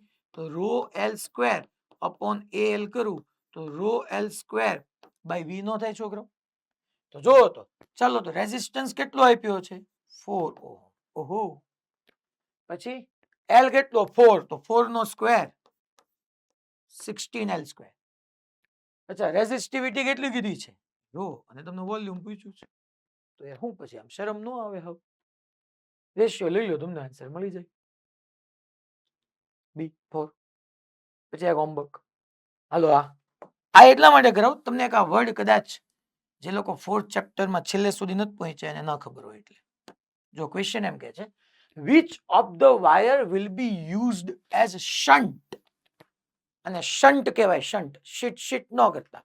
એ ગુરુકુળમાં પેલો ચશ્મા વાળો, હા સીધો બેઠ. મારો બેટો ક્યારનો વાયા ફરે, વાયા કોઈ છે? ક્યારનો પણ હખણો જ નથી બેઠતો હાર. ઘણા આવા હોય એમ એનામાં આમ કંઈક થતું જ હોય અંદર. ઓકે ને ભાઈ બધું? હા પાછું યાદ પડે છે. આ શન્ટ એટલે શું? શીટ શીટ નો કરતો, શન્ટ બોલાય. આ ગુજરાતી મીડિયમ વાળાને લખી દો પાછા. એને એમ કે સાહેબ કંઈક ઇંગ્લિશમાં બોલ્યા હતા એટલે અમને ખબર ન પડી. શન્ટ શન્ટ એટલે છોકરાઓ સ્મોલ રેઝિસ્ટન્સ થયો. આ આવશે આપણે ગેલ્વેનોમીટર ને એ મીટરમાં ફેરવવાનું આવશે ને ત્યારે. શન્ટ એટલે છોકરાઓ સ્મોલ રેઝિસ્ટન્સ કહેવાય. Which of the wire will be used as shunt if L represent length and D represent diameter? તો છોકરાઓ નાનો રેઝિસ્ટન્સ જોતો હોય, હાવ શરમ આવ્યો, હાવ શરમ. મારે આર લેસ જોતો હોય તો લેન્થ લેસ હોવી પડે. L 12 12/2 પૂરું. સોરી. માની લો આર લેસ જોતું હોય તો એરિયા મોર જોઈએ. એરિયા મોર તો એ એટલે પાયા સ્ક્વેર એટલે રેડિયસ એટલે ડાયામીટર, તો એ જો સમજાય છે. જિંદગીમાં આવું છે યાર, હવે આવા ક્વેશ્ચન મારે તમને સોલ્વ કરાવવા પડે. પછી આ જો હાલો હાલો આમાં મને કઈક આમ એમ થાય છે કે જો બધા કઈક નવા જૂનું મસ્ત કરશે હો. હાલો આમ પ્રોપરલી ઝૂમ કર્યો છે બાપુ, કઈ ઘટે જ નહીં. A wire of resistivity rho is stretched to 3 times. 3 times wire ને stretch કર્યો. વિચારીને આન્સર આપજો. Its original length કરતા 3 times stretch કર્યો. What will be its new resistivity?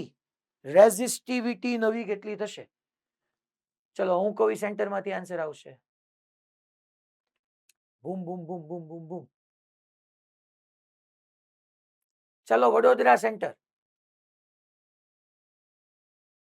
આ તરસાલી વડોદરા, એમાં પાછા બે હશે ને, તરસાલી વડોદરા. ઘણા આમાં શું થાય ખબર, વાયા મોડ્યુલ ખોલીને જ બેઠા હોય એટલે હું એમ નહીં પૂછું પાછું.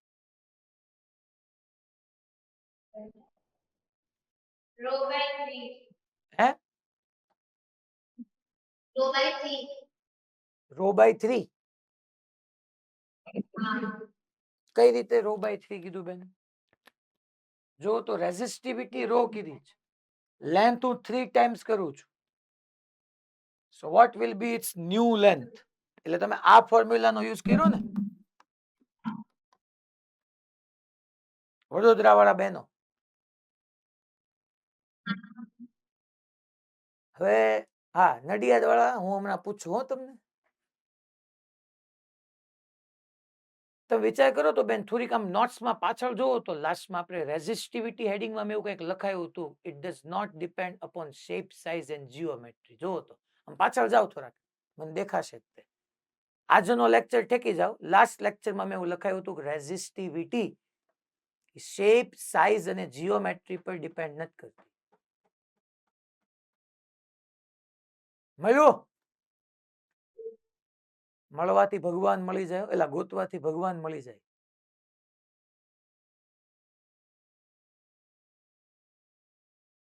પાકો? લા હાતો પાડો મારા બેન. મળ્યું કે ન મળ્યું?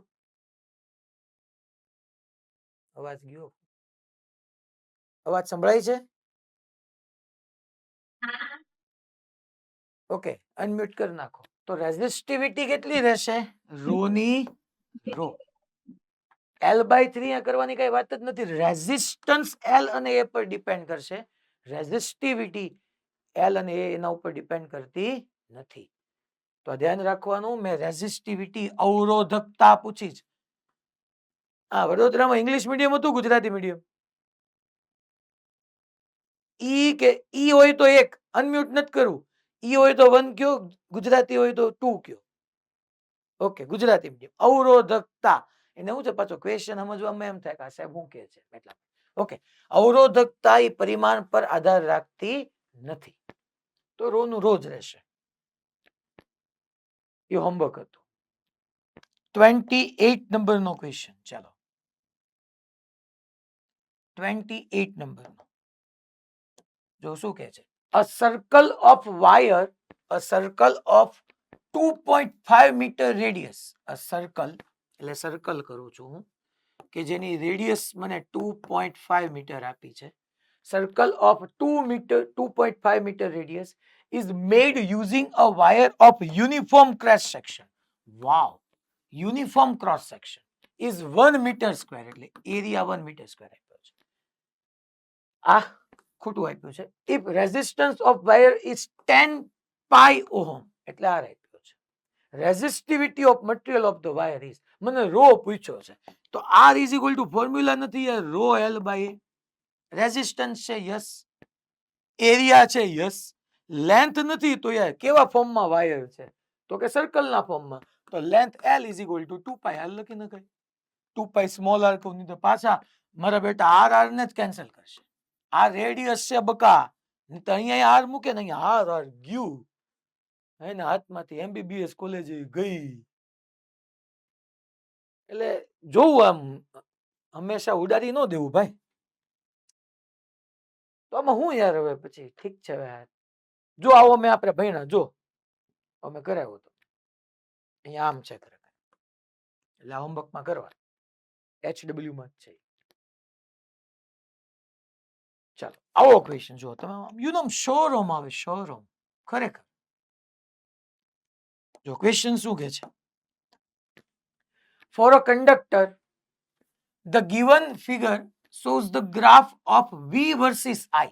V versus I નો ગ્રાફ છે. different temperatures, then જુદા જુદા ટેમ્પરેચર માટે છે. અચ્છા, V versus I ના ગ્રાફમાં એનો સ્લોપ, મોડાસા મારા બેટા અંધારું કરીને કેમ બેઠાયેલા તમે? લાઈટ તો છે ને? હા ઓકે. મોડાસા સેન્ટરમાં ઓકે. અનમ્યુટ કરો, શું કહો છો? એક દી છે ને આવી રીતના બધા વાતું જ કરવી છે, ખાલી મજા આવી જાય હો, કારણ કે વાતું કરવાની આવે ને એટલે તો આમ મોજડી પડી જાય. હે એ જવાબ આવશે. એ જવાબ આવશે. હું કામ એ આવે આજ મને સમજાવી દે. Slope. Slope Gujarati medium English medium ન્યા કે બે ભેગા બેઠા છે? ભેગા. ભેગા. ઓકે. આમ લેંગ્વેજ ફેર પડી જાય કે મારી ને તમારી? આમ સમજાય તો ખરી ને બોલું પાછું, આમ ગુજરાતી ને ઇંગ્લિશ જ યુઝ કરું છું. ઓકે. આ પોંચ કરે કે ઘણા હું 5 કહું ને ઈ પોંચ કે તો ઈ. અચ્છા સ્લોપ ઓકે. તમે એમની અંધારું કેમ કર્યું છે મોડાસા? પ્રોજેક્ટર ની સ્ક્રીન માં દેખાતું નથી સર. અચ્છા એવું છે. ત્યાં બીજું કોઈ તમારી સિવાય કોઈ ટીચર છે? હા ટીચર છે. અચ્છા ઓકે. તો એમને કહેજો કે આ કેમેરામાં બધા આવી જાય ને એમ ગોઠવે. આમાં મારા બેટા અમુક આમ સાઈડમાં જઈને અચ્છા અહીંયા આપણે ફિઝિક્સ ભણાવતો હોય ને મારો વાલો બાયોલોજી ખોલીને બેઠો હોય. કારણ કે અમુકે બાયોલોજી રાખ્યું હોય એટલા માટે. ચાલો ઓકે, અનમ્યુટ કરી નાખો. For a conductor the given figure show the graph V versus I. તો V versus I ના ગ્રાફમાં આપણને થીટા છે એ સ્લોપ આપે. તો આપણે હમણાં નો ભાઈ યાર slope is equal two tan theta. અચ્છા V બાય I એટલે V બાય I જો ને તમે થીટા ઇઝ ઇક્વલ ટુ કરવા જાવ તો opposite upon adjacent. V by I તમને R નો આપે રેઝિસ્ટન્સ. હવે અહીંથી જોતું જવાય તો T1 માટે θ1 છે. T1 આ ટેમ્પરેચર છે હો. T2 ટેમ્પરેચર એ θ2 અને T3 ટેમ્પરેચર એ θ3. તો અહીંયા આપણે એમ ન કહી શકીએ tan θ1 is greater than tan θ2 is greater than tan θ3. અચ્છા થીટા ની વેલ્યુ છોકરાઓ થીટા ઇન્ક્રીઝ થતો જાય એમ tan થીટા ઇન્ક્રીઝ થતો જાય. બધું શાંતિથી સમજજો. tan 90 ઇન્ફાઇનાઇટ થાય અને tan 0 0 થાય. તો 0 to 90 જઈએ એમ tan થીટા ઇન્ક્રીઝ થતો જાય. tan થીટા ઇન્ક્રીઝ થતો જાય મીન્સ સ્લોપ ઇન્ક્રીઝ થતો જાય મીન્સ રેઝિસ્ટન્સ ઇન્ક્રીઝ થતો જાય. અને રેઝિસ્ટન્સ ક્યારે ઇન્ક્રીઝ થતો જાય? ટેમ્પરેચર. હવે નહોતા ભાઈ ટેમ્પરેચર ઇન્ક્રીઝ કર્યો તો તોય રેઝિસ્ટન્સ ઇન્ક્રીઝ થયો હતો. મીન્સ કે અહીંયા રેઝિસ્ટન્સ ઇન્ક્રીઝ થતો જાય છે. 1 કરતા 2 કરતા 3 નો રેઝિસ્ટન્સ મોટો છે મીન્સ કે ત્યાં ટેમ્પરેચર હાઈ હોવું જોઈએ. ધેટ્સ વાય T3 સૌથી વધારે હશે, એનથી ઓછી T2 અને એનથી ઓછું T1, કારણ કે રેઝિસ્ટન્સ ટેમ્પરેચર પર ડિપેન્ડ કરે છે. એટલે એટલે જો એક કહી દેવો ને એક એ લોજિકલી સમજીને લાવો, આ બેમાં ખૂબ ડિફરન્ટ. આ ખરેખર તમારાથી થવો જોઈએ. પછી આ તો બધું ઓલું તમને મોડ્યુલમાં આપ્યું છે. એક લિમિટેશન્સ એ હું કાલે સમજાવીશ થિયોરેટિકલી, આજે તમે એને નોટ ન કરતા. હોમવર્ક ડ્રિફ્ટ ઓફ ઇલેક્ટ્રોન્સ આપણે સમજ્યા.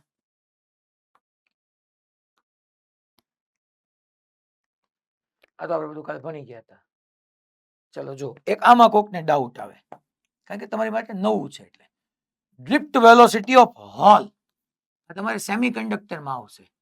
હોલ એટલે it behaves like a positive charge, nothing else. એ ખરેખર પોઝિટિવ ચાર્જ નથી હો. જો ગુજરાતી મીડિયમ વાળા સમજો, આનો મતલબ એમ થાય એ ધન વિદ્યુત ભારની જેમ વર્તે છે. એ ધન વિદ્યુત ભાર નથી. It is not a positive charge. It behaves like a positive charge. તો ડ્રિફ્ટ વેલોસિટી ઓફ હોલ ઇલેક્ટ્રોનની તમને ખબર છે છોકરો, તો કે કરંટની ઓપોઝિટ ડાયરેક્શનમાં હોય. આ તો પોઝિટિવ ચાર્જ. તો આપણે કીધું હતું ને કે કરંટ કઈ ડાયરેક્શનમાં હોય, યા તો in the direction of flow of positive charge, યા in the opposite direction of flow of electrons. તો આ પોઝિટિવ ચાર્જ છે, તો in the direction of current. હા, in the direction of current. એટલે હોલ છે એ પોઝિટિવ ની જેમ બિહેવ કરે તો કરંટ જ હોય. ઇલેક્ટ્રોન હોય તો કરંટની ઓપોઝિટ હોય. યસ, આ ક્વેશ્ચન બી સરસ છે. જો આવો આપણે ઓલરેડી કાલ સમજ્યા હતા, ઈઝી છે, ધ્યાન આપજો.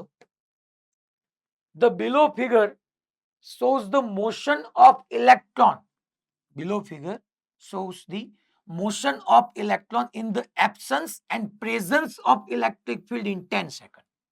જો in absence of electric field, વિદ્યુત ક્ષેત્રની ગેરહાજરીમાં કોઈ એક ઇલેક્ટ્રોન A to B જતો હતો, અને A to B નું ડિસ્ટન્સ જે આપ્યું છે અહીંયા આપણને એ 10⁻⁴ મીટર આપ્યું છે. In the absence of electric field. In presence of electric field, each electron જો 2 into 10⁻⁴ meter ગયું. The drift velocity itself a constant velocity. એ તો constant છે. તો constant velocity પહેલા હું આન્સર તમને કહી દઉં. Vd is equal to distance upon time. Distance તો કે ઓલરેડી ઇલેક્ટ્રિક ફિલ્ડ નહોતું ત્યારે 10⁻⁴ મીટર ડિસ્ટન્સ તો જતો જ હતો. In the presence of electric field કેટલું એક્સ્ટ્રા ગયું? 2 into 10⁻⁴. તો 10⁻⁴ આમ નામ જતો હતો. આ 2 into 10⁻⁴ ગયું. તો એક્સ્ટ્રા ડિસ્ટન્સ કેટલું થયું? 10⁻⁴ મીટર. અપોન ટાઈમ કેટલો? 10. તો અપોન ટાઈમ 10, તો 10⁻⁴ upon 10, 10⁻⁵.